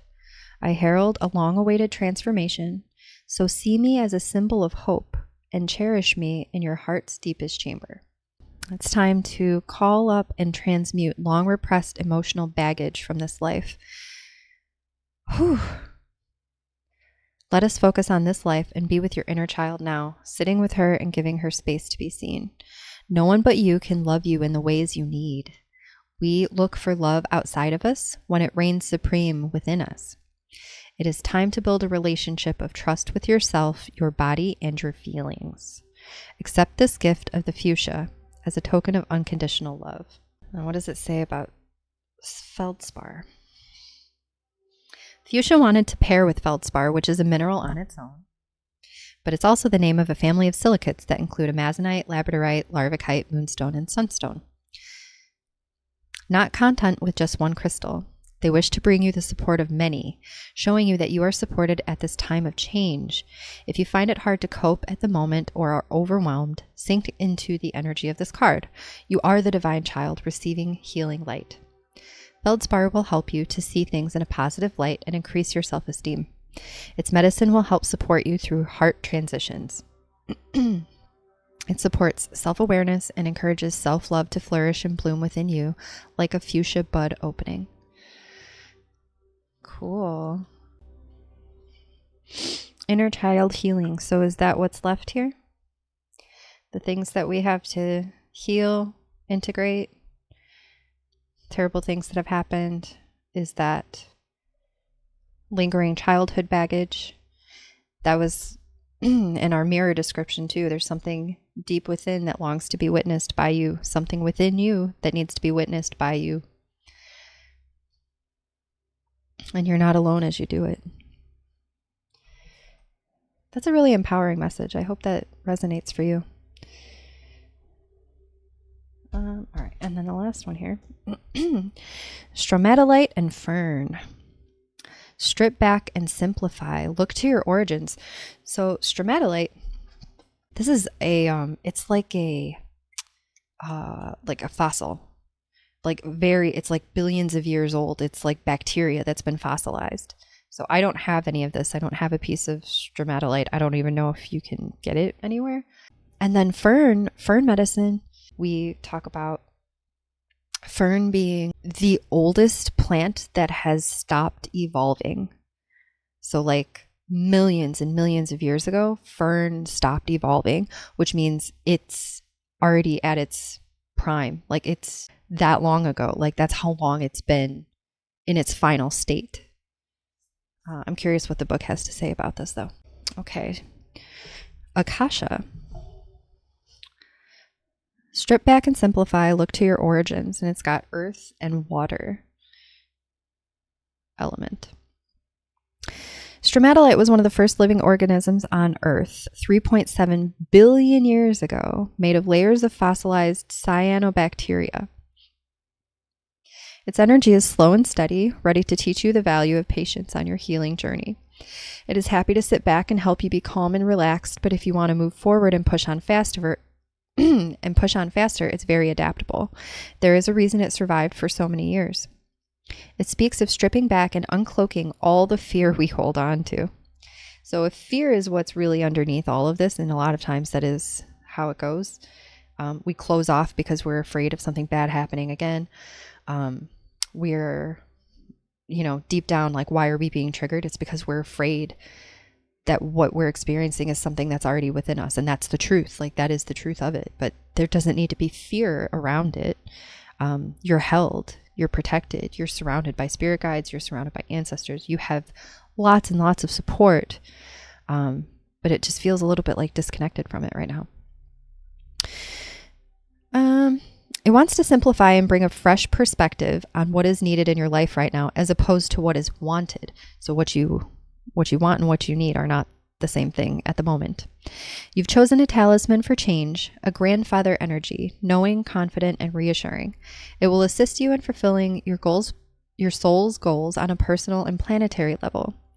Stromatolite holds the eternal wisdom of Mother Nature that emanated billions of years ago. It takes you back to the beginning of life, connecting you to the primordial state of Earth when energy was pure.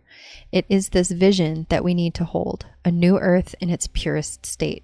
It wishes to assist you in activating cellular memory. It will take you back to your first lives on Earth. The memories are imprinted on the Akashic field. Many of us hold cellular memories from the root races spanning Terra, the future Earth in 5D form, or from Lemuria and Atlantis. Our ancestors knew the importance of crystals as sacred vibrational tools that support our connection to the highest realms of light and consciousness. They knew that all living things were connected through the crystalline grid networks. The knowledge of this was carried over to the ancient Egyptian cultures after the fall of Atlantis, as many tried to save the teachings and protect the knowledge. And that's a common I feel like that's common knowledge, that crystals are encoded wisdom. And that you got the Earth Star chakra tells me there's plenty of wisdom for you.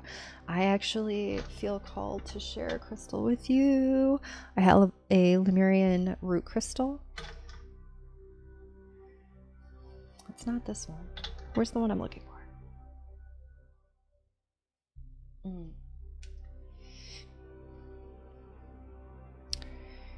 Anyway, deep cellular regeneration can be achieved now. Its energy will clear the pathways through your root and Earth Star chakras. Hold on. Deep cellular regeneration can be achieved now. Its energy will clear the pathways through your root and Earth Star chakras, assisting rebuilding of healthy structures and holding you into wholeness.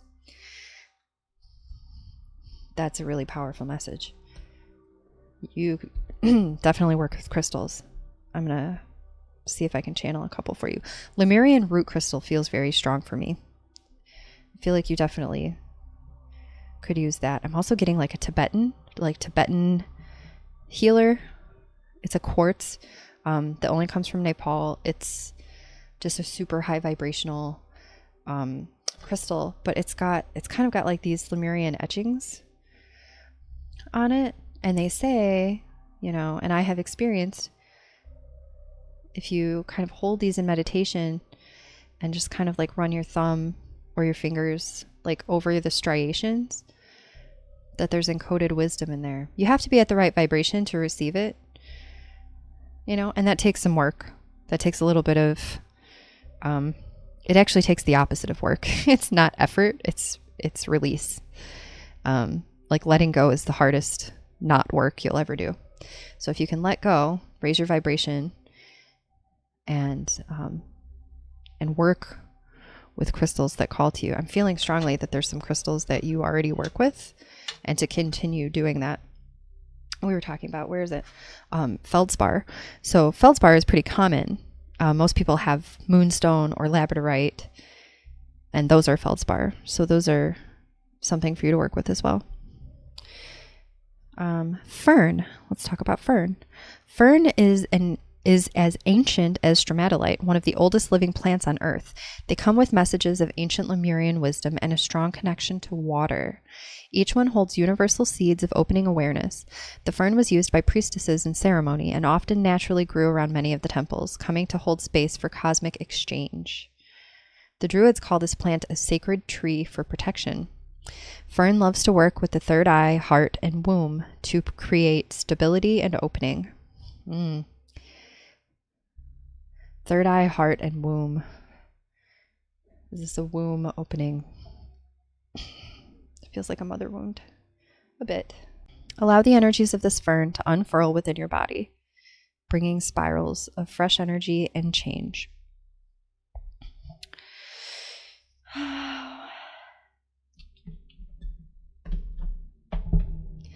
Some really beautiful things are going to open up for you. It just probably doesn't feel like it right now. Play with some animals. Spend time with your friends. Let them hold you. Let them surround you. Let them treat you. Let them comfort you. Do your best to make some time to go within. If you're not a meditator, please give it a shot. Really, all you need to do, and can I explain really quickly? Tell you how I feel about meditation. People don't give the reasons to do it. They're like, oh, it's better than antidepressants. You'll be less stressed out. You'll sleep better. How does that happen? Right? Like, I'm a why person. Why? For me, what I have found, and I've studied plenty of things, and I encourage you to check out Dr. Joe Dispenza. Has wonderful work on like brain and heart, like coherence, and meditation as like an equalizer. So like if you're having a bad experience, stopping, like taking yourself out of that experience, going within, following your breath, it brings you back to like a state of neutral, like pretty much. But for me, that's not the case. What it does for me is it helps to stop, it doesn't stop the thoughts, but it gives me something else to focus on. So I focus on my breath. So all it is inhale, exhale, inhale, exhale. And you can think the words, and they make it seem like meditation is very difficult and it's this thing you have to do. You have to sit a special way and cross your legs. You don't have to do all of that. You don't have to go to a class. You don't have to take hours out of your day. It's really like 30 seconds. Inhale, exhale, inhale, exhale, inhale, exhale. And it seems dumb, but it really helps you to realize that there's two in there. It's not just your brain against itself. There is you in there, and then there's an awareness of you in there. And it's hard to get to if you don't take that space. Inhale, exhale, Inhale, exhale. Because as soon as you stop thinking that, you have all these other things going on. Well, I have, a whole life. I have all of these things and all these earth stuffs to do and all these human things to do. As soon as you take the focus off of your breath, your brain starts going again. And it almost silences that inner voice that was about to come through. Inhale, exhale, inhale, exhale. So I hope that's helpful for you. All right, group 2. That is your reading. I'm holding space for you. I'd like to send you a little bit of Reiki. Is that all right? Can I send you a little bit of Reiki for everything you've been through, everything you're going through? I love you very much. Do people tell you often that they love you? You're loved. You are very loved. You're doing a good job, even if it doesn't feel like it. The universe is on your side, even if it doesn't feel like it. Things are happening for you. They're right around the corner. I'm really interested in these messages that are going to come through. You have a spirit guide, I feel like. Pretty strong spirit guide trying to come through. Trying to send messages, trying to get you some wisdom that's essential for what's next. It's interesting because I can almost see another spread over here. So I've got your current, the way things are kind of spread. And it's I keep wanting to move this way. There's more cards over here, but there aren't. There's something big unfolding for you. And that's why this part of the journey has been so painful, is to prepare you for it, to get you those lessons, to get you where you need to be. We incarnated here to have these experiences. So finding the good, blessings in disguise, finding the good in those things, honoring the people that are close to you, that comfort you, honoring the sacred pause, letting the universe, conspire in your favor. And then how about the 12s? 12, 12, 12s. Merkaba. Let's look for some symbols. Talk to animals. Yeah. Yeah, that's what we got for you. I would like to, just real quick.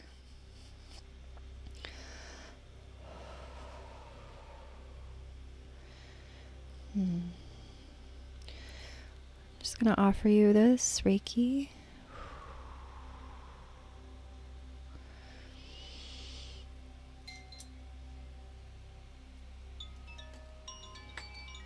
I'm going to give you some chimes too.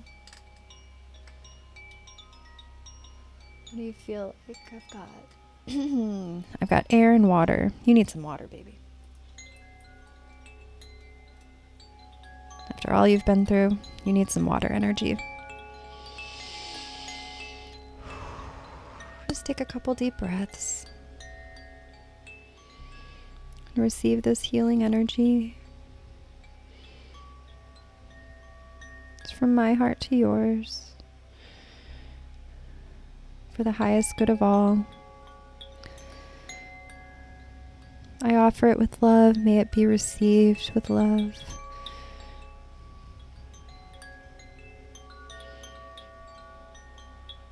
Let it go wherever it needs to go. Within the body. Let it soothe you. Let it remind you that you're held. You're loved. You're comforted. And you're magnificent.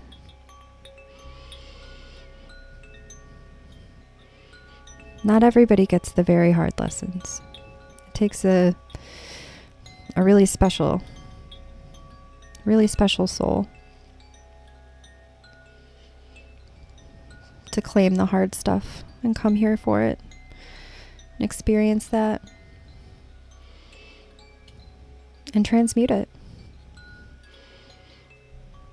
Take that tough stuff and turn it into light.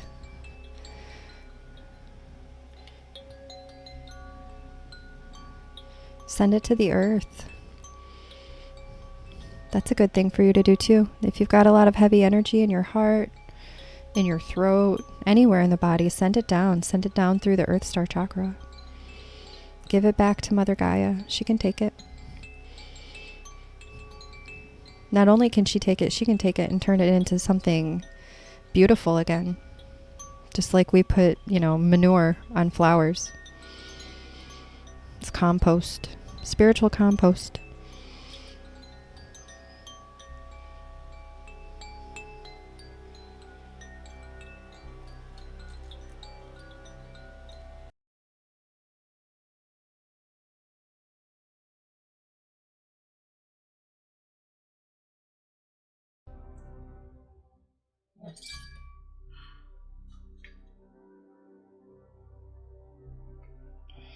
We're gonna smudge again. Here we go. Just burn a little corner for you. Let's burn some myrrh now that I know. You probably need it. Probably need it, my sweetie. Going through hard stuff.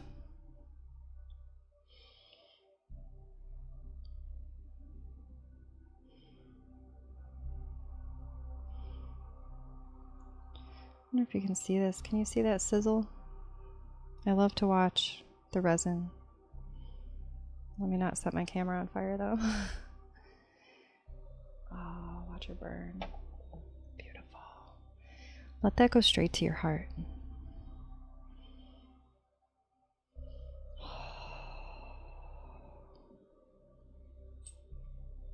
All right. All right, my group 2 cuties. All of my love. You're doing an excellent job. I hope I see you again here soon. I send you a lot of love, a lot of light. Aloha.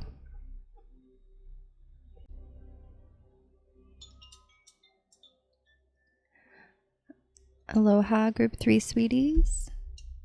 Welcome in. So I'm burning some sage for you. But you selected white willow bark. Group 3. And this is, I love to use this for pain. Like if you put a little bit of this into a tea or like chew it, it is helpful for pain relief. So I wonder if you're dealing maybe with some physical pain. I also, like energetically, it's for protection, specifically at home, like protecting your home. So there's a variety of spells and things using white willow bark in combination with other stuff for home protection. So I offer you some pain relief and some protection for your home. I'm not going to burn it. I'm just going to sprinkle a little bit in our candle here. Good way to get the energy in there. All right, and then I'll offer you this sage smoke. Just take a deep breath. Come into this moment with me. My guides are ready. I feel your guides coming closer as well. And I hope you're excited for your reading. So let's jump in. So we're starting with a couple oracle cards. I'm going to start with one oracle card here. And for you, group 3, we're jumping in with trust your path. So there might be something that you're kind of hesitating on. If you knew you would be supported, what would you do? So feeling a little bit of uncertainty in this card, feeling a little bit of energy around like not sure what's coming next, like a little bit of a helpless energy, kind of like feeling a little bit like you're at the mercy of the universe.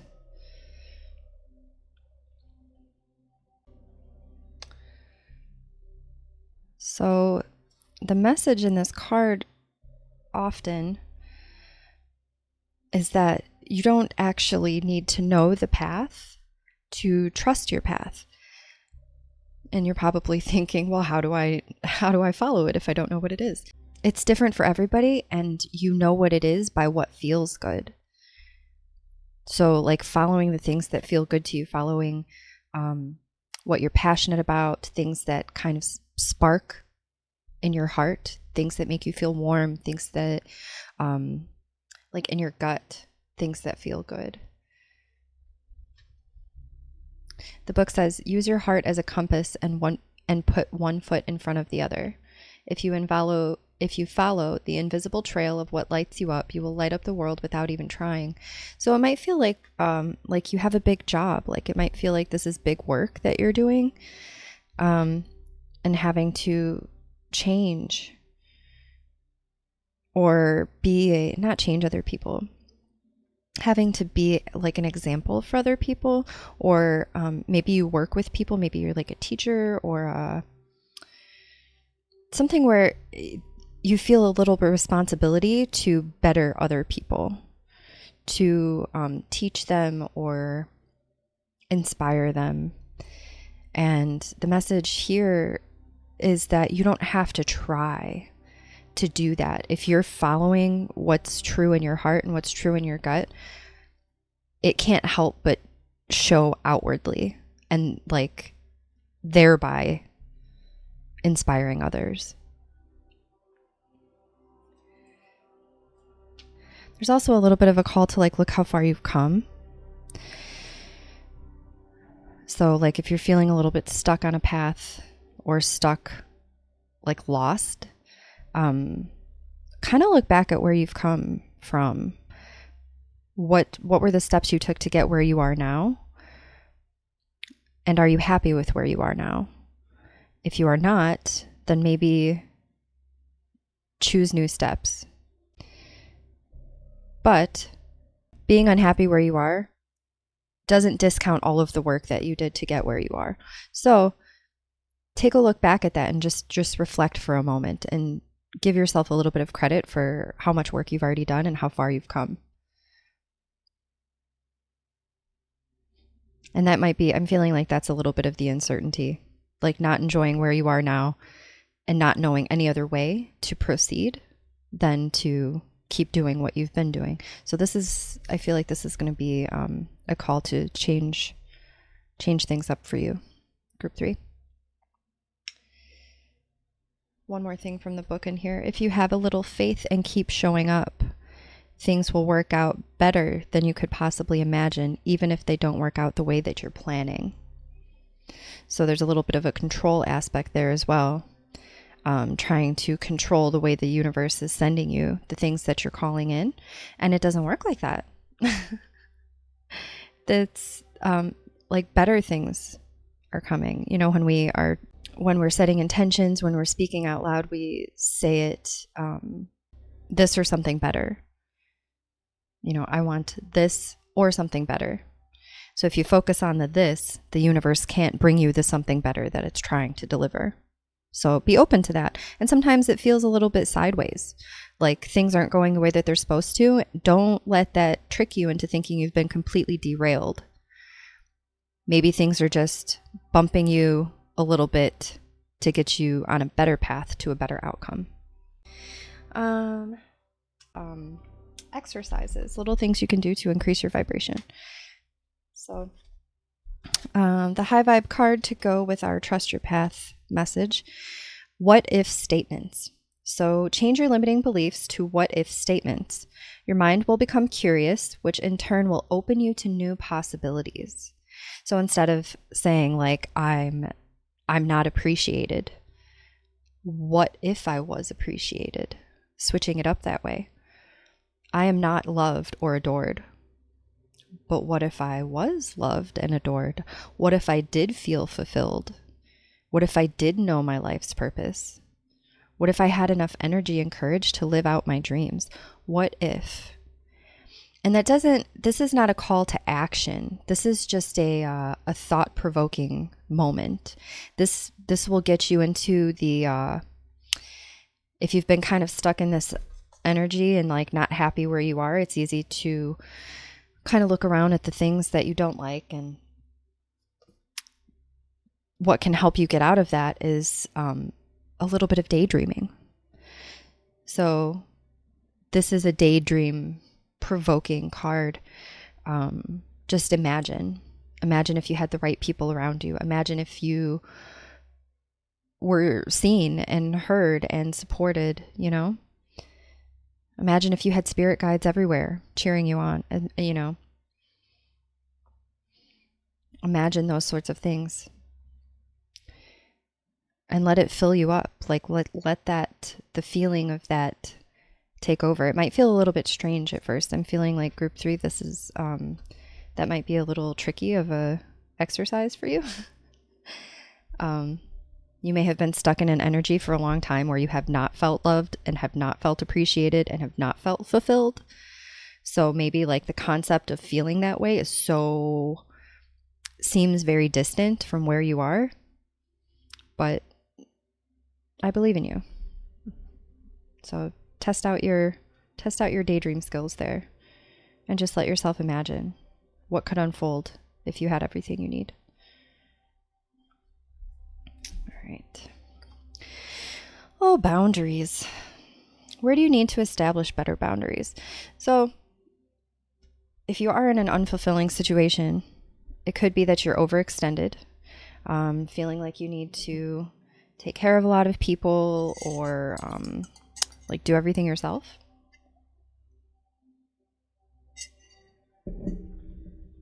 Not only that, but like, it's not doing everything yourself. This feels like giving too much of yourself, actually. Like people asking and you not being able to say no sometimes. Consider why you do that.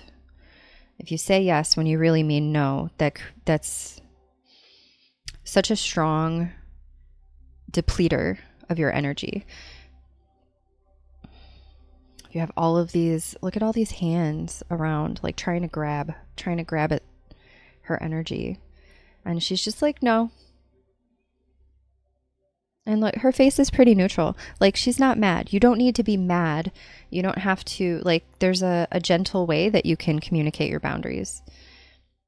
It can become less gentle if people don't respect those boundaries. But there's a gentle way that you can do it. And a lot of times we expect people to be upset with us. If we say no, we expect to have to give an explanation or to, you don't even have to do that. For the most part, people will accept no. And if you have people in your life that are not accepting no, you can just reiterate. Just reiterate gently. Like, no, I don't have time to do this. And you don't have to get your feelings involved. Like, I'm getting very strongly that maintain a neutral position. Don't get sucked into the guilt and the shame of saying no. If you're a people pleaser, it doesn't feel like you're a pleaser so much as you just have a lot to do. Like, I feel like you want to help everybody. So I really wonder if you are a teacher. There's just, look at all these hands just needing help. And the message there is that you can't help them unless you are aware of your energy. You have to be able to say no when your body needs you to say no, when your energy is depleted, when you need to recharge, when you need, when you need time, when you need space for yourself. You don't owe anybody anything but yourself. There's a line in this book I want to read for you. I think it's this one. Boundaries. Yes. Say yes when you really mean no leads to resentment. At first, it might only be a little bit and not feel like a big deal, but before you know it, your energy field becomes porous, and you are left feeling depleted, resentful, or taken advantage of. Saying no and having clear boundaries is actually a spiritual act. The most loving, giving, compassionate people are those with the clearest boundaries. When they say yes, they are able to give unconditionally. When your boundaries are clear, others know where they stand and you are able to give freely. If you're not clear where your boundaries are, this causes confusion, resentment, and energetic cords to be planted. If you're saying yes when you really mean no, you are likely needing something yourself. Ask yourself what part of me needs something from them. It could be a need for approval, a fear of being seen a certain way, or a fear of loss. The best way to gauge your boundaries is to check in with your belly. Oh, that was a little bit the message I was getting in this card too. Your belly is the second brain. It has an intelligence known as your gut feelings. So tune into this space when deciding what is okay for you. So before you say yes to stuff, you know, really give yourself a chance to absorb that and process it and decide if you really want to do that thing. And we get our emotions so tangled up in obligations to other people. It's very strongly coming through that this doesn't need to be an emotional upheaval for you to do this. Setting a boundary is, it's just communicating what's okay for you. And the people around you, if you think about it, like if you're telling them, like, this isn't okay for me, and they're continuing to do it, do you really want those people around you disrespecting your boundaries? If you're saying, you know, I don't want to go there. I don't want to talk about that. I don't want to, like, whether right or wrong, the people that are trying to get to you might be saying that you should do something different. You should be acting a different way. And maybe someday you will, you know, like if you don't want to talk about something that's difficult to talk about, you don't have to right now. That's up to you. And you can talk about it when you're ready to talk about it. Some people need more time with information before they can communicate outwardly. So that's something too. If people are expecting like a conversation or a quick fix, like if there's an argument, people want it resolved right away. You don't have to do that. You don't have to resolve it right away to make them feel better. Like if you need to take some time with what's happened and process it, that's a boundary. You say, I need some space.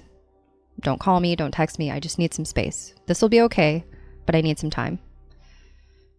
Yeah. Let's see the vibe card to go with this. Vibe holder. Think of someone you love, something that makes you happy, or imagine your favorite place. Hold that feeling for as long as you can. The longer you hold on to it, the longer you hold on to good feelings, the longer they stay. It's interesting that this is coming up with the boundary card.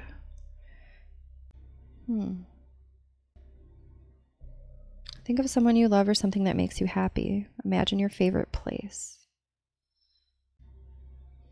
I'm kind of getting from here, has there been a relationship that was good? And any kind, it can be a platonic or romantic relationship. And it doesn't even have to be a relationship you were in. Like, have you been able to witness a relationship where a person had clear boundaries? I'm kind of feeling like there's something that you can emulate. Like, if you're not sure how to do this, is there somebody that you love and respect and appreciate that is good at communicating their boundaries? Like something that you can kind of like tap into. I'm feeling, it says think of some, you know, hold on to the good feelings, but I'm getting a little bit more information from this, is tapping into the energy of that person. Not like to take it from them, but to copy it a little bit, to mimic that. And that, I mean, might seem like a silly way to go about your handling your life, but I mean, that's what we all do. That's how we all learn. That's human nature, is to mimic what other people are doing to learn how to do that thing. And it feels like maybe just a jumping off point. It might be a lot easier once you get into it. But I feel like there might be like a mentor. There might be somebody in your life currently or previously that was really good at this, was really good at communicating their boundaries. Somebody that you can look up to and emulate. Let's pull some tarot cards here. I'm also feeling a little chimey.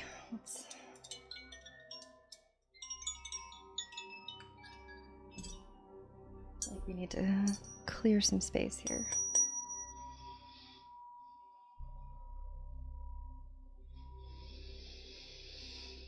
There's a lot of energy coming through in your reading, group 3. Like heat, like a lot of energy. Information is good so far. I hope it resonates for you, but there's like palpable energy in the room. Something I didn't get for groups 1 and 2. So I feel like your guides are pretty strongly surrounding you. You might have other messages come. Anyway, let's do some tarot cards. Okay, well, 8 of Cups. So this is kind of the walking away card. It's often looked at as things didn't work out the way that I wanted, and I need to move on. It was coming, it kind of came up in reverse, which means you might be resisting this. You might be either hesitating to move on or not quite ready. I feel like maybe we're not quite ready to move on. Something is, I think you might know, I think these are pretty well linked together. I think you might be aware that when you do set boundaries, some of these people are not going to like it. And it will be hard. That can be difficult. But it will be more difficult for them than it is for you. This feels very strongly like a call for you to be selfish right now. This is a time for you to be pretty selfish with your energy and use it only in the ways that feel good for you. So if you are spending a lot of your energy throughout the day, on most days, doing things that you dislike or that make you not feel good, if you are in a relationship where they are not making you feel good, that are not respecting your boundaries, it's really just time. It's time to move on from that. The other part of it too is that if you can imagine if there were another card looking like from the person's point of view, like if you didn't see these cups that we're walking away from, this could be a beautiful journey. Look, there's mountains to explore. There's a beautiful river. The moon is beautiful. Like there's much more beauty to be discovered in life, even though you're walking away from something that was very special to you.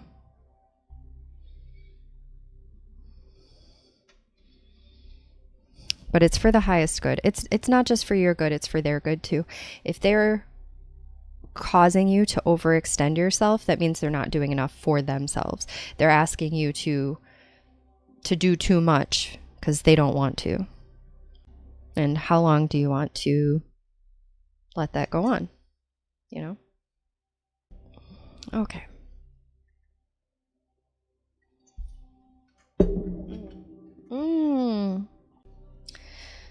So the star came up also in reverse, but that's okay. The star is about faith and hope. It comes after everything has been lost. So in the tarot, it comes after the tower. And in the tower, that's where just your whole life has crumbled. Like some catastrophe has happened and shaken you down to your core, like down to the foundation. And once you get to the foundation, you realize that you're still okay. That even though you've lost it all, that even though there's been this major upheaval in your life, that you're still okay. Somehow. You're still alive. You're still okay. In fact, you're even better because you have nothing left to lose. Like it's a complete clean slate and there's nothing but room for hope, on what comes next. So that it's in reverse is kind of just that you're disconnected from that you've lost faith in the universe, that you've, been feeling a little bit overwhelmed by the things that are going on and wondering why this is happening to you. But like it's almost like it's right there. Like it's you're looking for an answer to something. You're looking for a bit of information or some kind of connection. You're looking for a confirmation.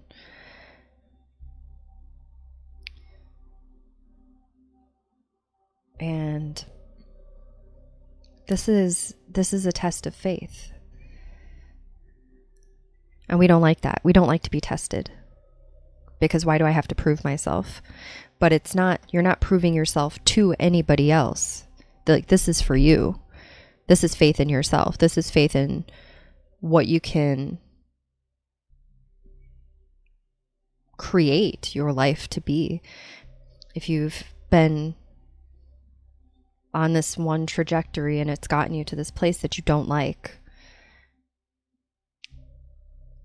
it's really time to move on from that. Like, we need to get this, we need to move on from this. If you're feeling like you want to give, more chances, I will ask, how many chances have you given? How many times have you almost walked away and then not done it? So the restoration of faith in yourself, it feels like, will come from separation from whatever situation is causing you this pain, that's causing energy drains, that's causing you to be confused about what this life is and what you're supposed to be doing. I'm also getting called out that this is Aquarius. So if you have Aquarius in your chart, this could be for you. I'm also getting a little bit of like luck, like a Jupiter energy. Maybe a little stroke of luck coming your way. Sometimes when we talk about testing our faith, I encourage you to, like, it sounds all bad, right? Like it's a test and I have to pass, and if I don't pass, bad things happen. It isn't like that. It's more like an opportunity or an invitation to play with the universe. So, like, ask for signs. Whatever that might be. We've got red flowers, red birds, red jugs, stars. You might already have, you can choose whatever it is. And call out to the universe. Show me red birds when my spirit guides are close. And then you might just start seeing red birds pop up all around you. When you're in alignment. So the test of faith is coming. Like I said, you're not proving yourself to anybody else. It's for yourself. That means getting your vibration in line with what feels good for you. And the act of that just kind of giving you a complete sense of renewal. This is total rejuvenation. This is like a spiritual catharsis. Like, this is something that's it'll feel so refreshing. I'm feeling definitely some self-care needed. Since we were in reverse, I feel like self-care is definitely going to help you get out of that reverse. And really kind of consider what nourishment means for you. Nourishment for your body, for your mind, for your heart.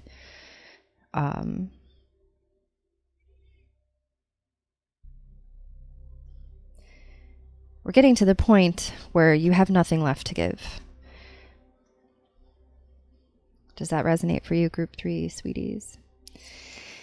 You've been giving and giving and giving, and you're going to get to the point where there's nothing left to give. So you almost won't have many options but to walk away. You can always choose to stay in that if you would like to, but it feels like you're ready to move out of this. Yeah. And the Wheel of Fortune. So this is a big shift for you. Big, gigantic, in fact. This is like an awakening moment for you. This time in your life when this is almost like a tower. This is a little bit like Dark Night of the Soul. If you're familiar with that, it's kind of the tower moment. It's where things are stripped away from you and you're left with nothing but yourself. So it's just you and yourself looking at each other, figuring this out. And the power and the magic and the profound connection to source that comes from that puts you on a whole new trajectory. So like you've been on this path for a while and like this is what you thought you wanted, and or maybe you knew you didn't want it, but you did it anyway, you know, to make people happy or to prove something. But this is a call to completely change. This is we're going to put you on a completely new path. And it's happening without that tower. It's happening without like a huge catastrophe. It can become that if you let it. You know, if you don't get yourself out of this energy and out of this situation, it can't help but like break apart, because the natural energy is like expansion. Like the energy wants to grow. You have something inside you that needs to grow, and you can't do it when you're kind of like stuck in between protecting yourself and then just doing too much, like putting your guard down and then putting it back up and putting it down and putting it back up, putting it down to let people in because they asked, and then putting it back up because you've given away too much and you have nothing left, but then taking it down again because people are asking you for something and then you want to give it to them. A tower moment can come from that. Don't let it. Just choose something different. Choose something that feels better. Look at somebody. Do you have somebody? I'm going to go back to this. Do you have somebody in your life that is happy, that is living at peace, that has, you know, pretty strong, like functioning, clean relationships? That might be something that you can hold on to. I hate to say that, like, to look outward. I don't like that. I don't like to say look outward to like find the behavior that you should model. But I'm saying that in a way like for you to understand that there are more options than what you've currently been doing. You don't have to keep doing the same thing that you've been doing or reacting the same way just because you don't know a different way to react. So looking out at somebody else and the way that they do things, it might feel a little bit inauthentic. Like, oh, that's not me. That's that person. But when you're trying to grow, there's something in you that's attracted to that person, that's attracted to their charisma or their intelligence or their confidence. There's something about them that speaks to something within you. So just that little bit of connection can start a really positive energy that can start like cultivating and flowing within you. And you can go from there. Like, you don't have to copy the same person forever. Like, you can be like, you know, getting some tips. Like, oh, I like that. I'm going to use that. Oh, that's how they communicate their boundaries. I like that. I'm going to use that. Oh, I think I want to say that a different way though. I'm going to make this mine and say it this way. It takes a little bit of work. It takes a little bit of attention and intention. So many times when we're responding in conversations, we're on autopilot, and be aware of that. So in the moment, if you're just responding with a reaction, if you're responding in a way that's just on autopilot, like pause, be very present, take a moment, feel free to take up space. I'm getting that as well. Like, you don't like to take up space in conversations. Do you just let people talk at you? Or do you say how you feel and what your needs are? So, okay. Yeah. Wheel of Fortune, I'm getting to a lot also with law of attraction. So law of attraction, law of vibration, it's going to pull to you the things that you're already feeling. So if you're feeling helpless, you know, burnt out, overextended, imbalanced, confused, you're going to get more of that. If you're ready for something different, then we're going to do these things here. What if statements? What if you had everything you needed? What if you had the power? What if you had the courage? What if you had the confidence to move on to a better situation? What if you had spirit guides all around you for that whole process? What if, what if clearing out the space of those people brings in new people that are better for you, that are on your vibration, that are on your level, that can really support you. Yeah.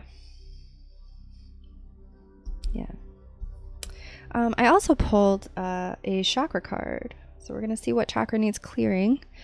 And for you, group 3, it is the sacral. Oh my. So sacral chakra is where we hold up pleasure. So all of your sensory pleasures are here, and it's not just sexual. It's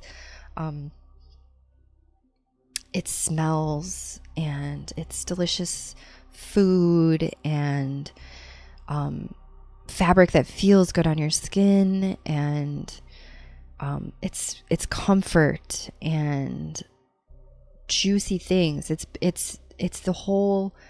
all of the good stuff of the human experience is in the sacral chakra. And for a lot of us, this is closed off because we were told you don't get delicious things, you don't get good things. And that's if you don't even have like sexy trauma. You know, if you were a person that was told like sex is gross, it's bad, it's wrong, it's a sin, that's a very deep rooted thing to be aware of, because you, like, you know, your conscious mind is like, well, that doesn't feel right for me, that doesn't sound right, I don't like that, but it's still there, it's still resting within your body. How do you get out of it? You just keep repeating to yourself that you deserve good things. I deserve good feeling things. Everything that feels good to me, I deserve it. I should have that. I should get that. Think about a baby. When babies are born and they're crying, that's not their natural state of being. Their natural state is not crying. So we want to fix it. We're like, why are you crying? And we want to help them to feel better. We don't want them to feel bad, because that's not the natural state. The natural state of a human is to feel good. So if you've been depriving yourself of sensory pleasures, sexual or otherwise, this could be, I'm also feeling a little bit like maybe some of you have like a Taurus moon, like some Taurus energy in there, where you really want nice things. Like you really do want nice stuff. Like there's a little bit of a material aspect coming in, like you enjoy the things that offer you convenience in your modern in life. So that could be, technology things, that could be, I don't know, but I'm feeling very much like comforts and nice stuff, nice car, nice shoes, nice clothes, like quality things, because they feel good. I'm feeling like that might be something either you've been telling yourself you can't have or shouldn't have. Like, why do I need $100 pair of shoes? Well, if they're very comfortable and they're going to last a long time, it's a good value. If you want to try and rationalize it, you can also just, I want the shoes. I like those shoes. I want those shoes. Okay. Practice giving yourself things that you have been wanting and you haven't let yourself have. Food. I shouldn't eat this kind of food. Does it make you feel bad? If it doesn't make you feel bad, if it makes you feel good, maybe eat it. Not all the time, but once in a while. It's like practice. This is just practice giving yourself little things that you want, that you've been depriving yourself of.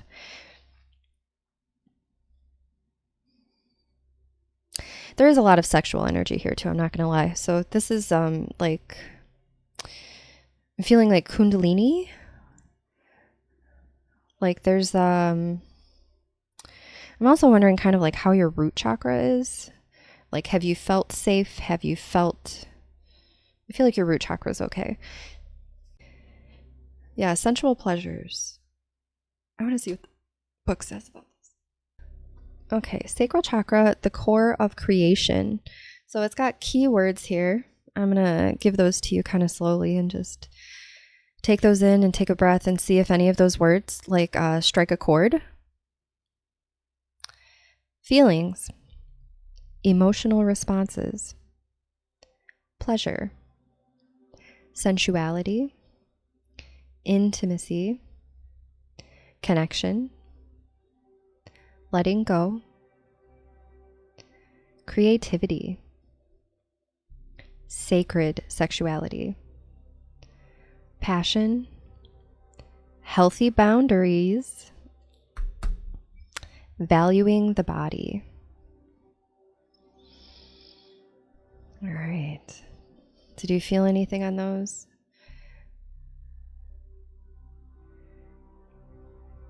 The other aspect, I'm feeling a little bit of pain, like sacral, like hips and lower back, hip and lower back pain. If that's you, you may have a sacral chakra wound to get familiar with. See what you want to do about it. The restoration exercise in the book is get in touch with your creativity and embrace your natural expression, however it looks to you. The way you live is an art form, a unique expression of yourself. You can dance through challenge, sing through restriction, and paint your reality. It also talks about the relationship with your body. So, some sacral chakra work for you to do. And I would maybe suggest some solar plexus work as well. If you're having a little trouble communicating your boundaries, being clear about what's okay and not okay, especially if it comes to your body. I mean, it takes an empowered person to say, stop, I don't like that, if you're not used to having that like kind of conversation. Oh, this is also from the book. You are invited to revel in the present moment and feel deeply into your senses. The sensuality of being alive, the breeze on your skin, the scent of damp earth, the feeling of fitting perfectly into the temple you call your body. This card is about diving into the depths of a moment where all your faculties are available for divine creation. Wow. All of who you are unites in a point of deep experience. This is the ecstatic moment of conception for a project or new life.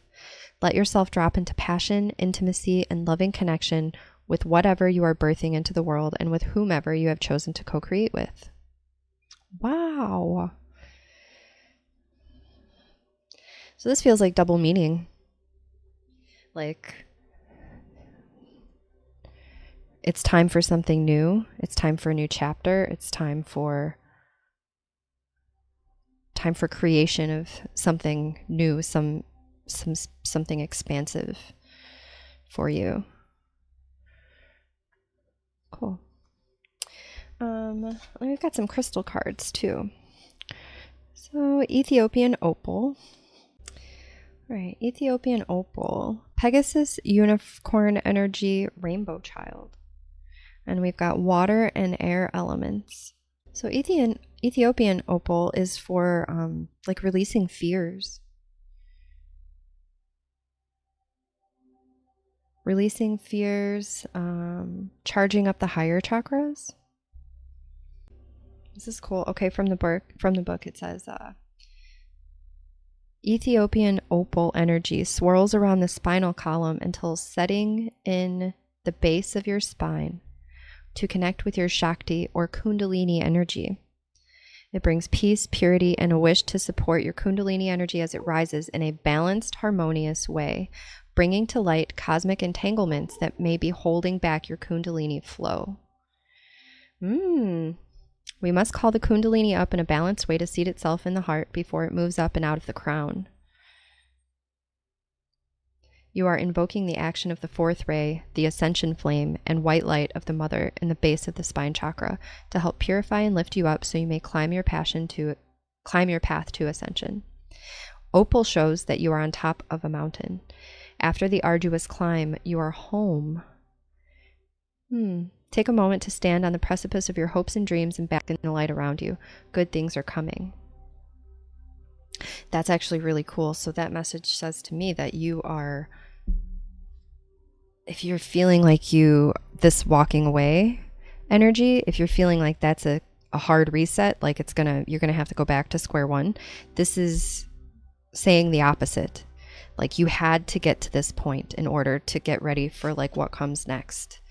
Like you had to get to this point in order to be, like you had to get to the train station. You're like, oh my gosh, it was the wrong train the whole time. But you had to be on the wrong train to get to the train station to connect to the right train.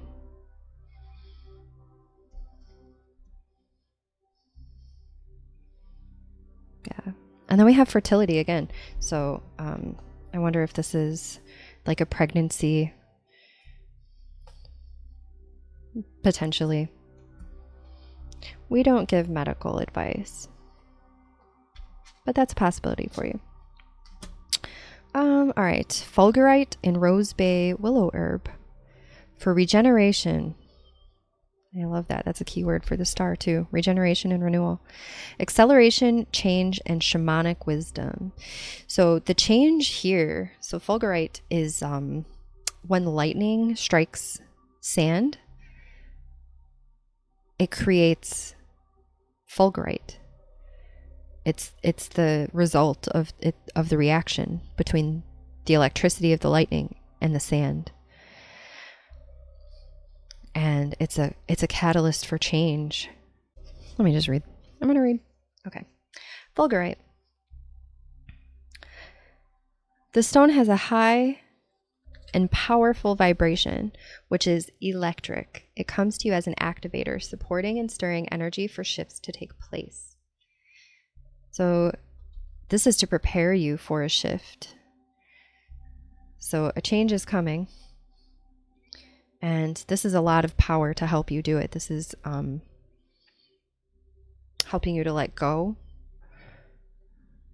of old patterns, of old, maybe just whole mentalities. Maybe you've been subscribing to a certain mentality that you've realized is just not the way things work. That's not how it works for you. And you're ready to change your mind. It's also a really powerful manifesting stone. So what are you trying to manifest? Like what's deepest in your heart that you want? This is a very powerful time for manifestation. Between this and this, you're going to be calling in something. Your thoughts are going to determine what it is that you're calling in. So what do you want to call in? Be clear with your thoughts. If you don't know what you want, figure it out. Like get clear. Sit with your sacral chakra. Sit with your solar plexus. Go within. Take some time and meditate. Reverse star is also a huge call for, it's self-care, but it's meditation as well. There's some deep replenishment that needs to happen within.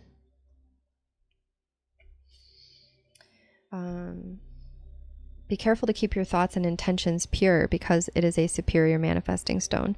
Fulgurite will assist you in manifesting what you desire very fast. It presents the roads and paths in a clearer way so that you find strength and grounding in your commitment and confidence to attract that which you seek. When teamed with prayer or invocations and mantras, it intensifies the intent, propelling it to new levels. That's really cool.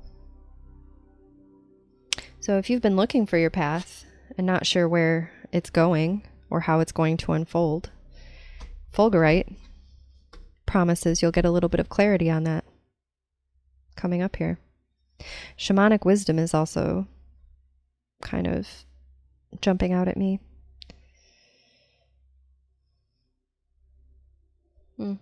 All right, let's talk about this rose bay willow herb. So it's called freedom fireweed because it grows in the countryside where fire has destroyed other plants. And it's about freeing your body, mind, and spirit of restrictive and oppressive energies. It's also called thunder flower, as people have said that if you pick it, a thunderstorm will ensue. So fulgurite is bringing electric energy, and so is the willow herb. They're both connected to the raw elemental powers of change.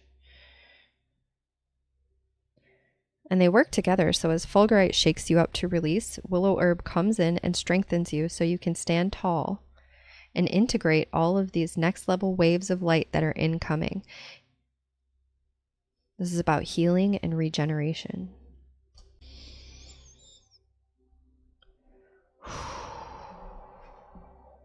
Wow.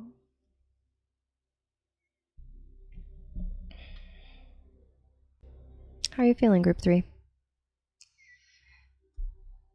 How are you feeling? I feel like I need some coffee. You need some coffee? Meow. Right. This is a tricky time for you, my group 3 sweeties.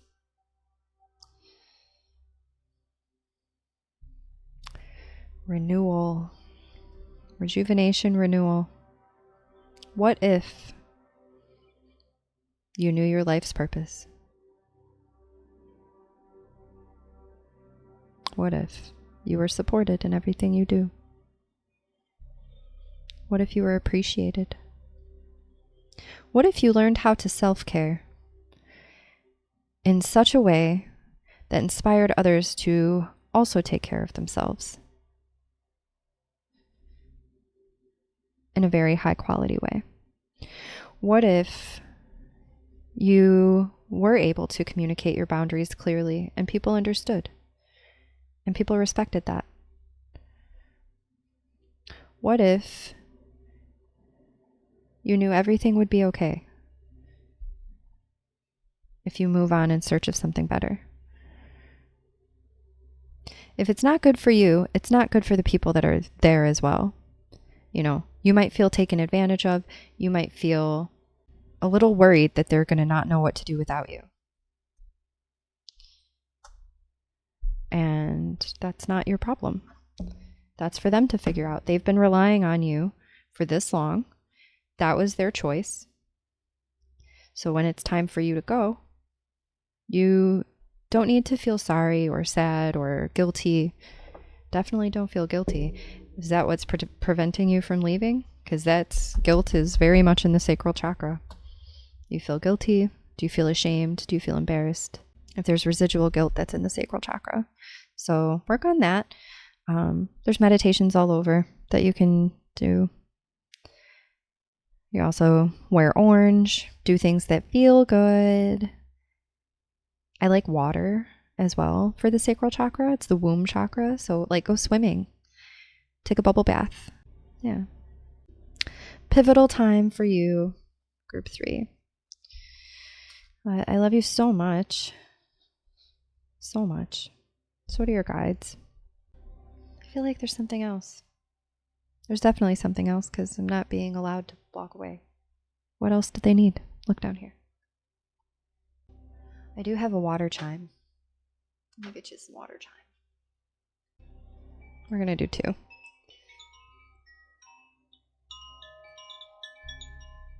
Chime time. Chime time. All right, group 3. I'm going to offer you a little sound bath just to help you on your journey. All right, deep breath in, group 3.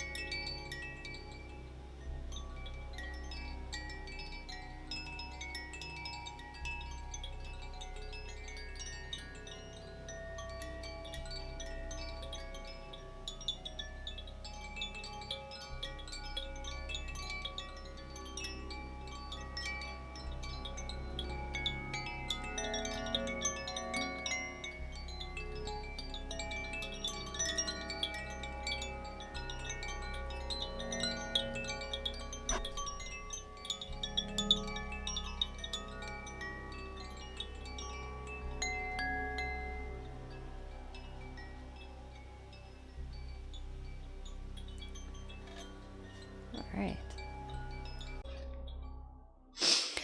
Okay. All right, group 3. That is your reading, my sweeties. I hope you enjoyed it. I hope this was helpful. Hope you feel empowered. I hope you feel encouraged that good things are coming as soon as you decide what the good things are that you want. So have a wonderful rest of your day. Aloha. See you next time.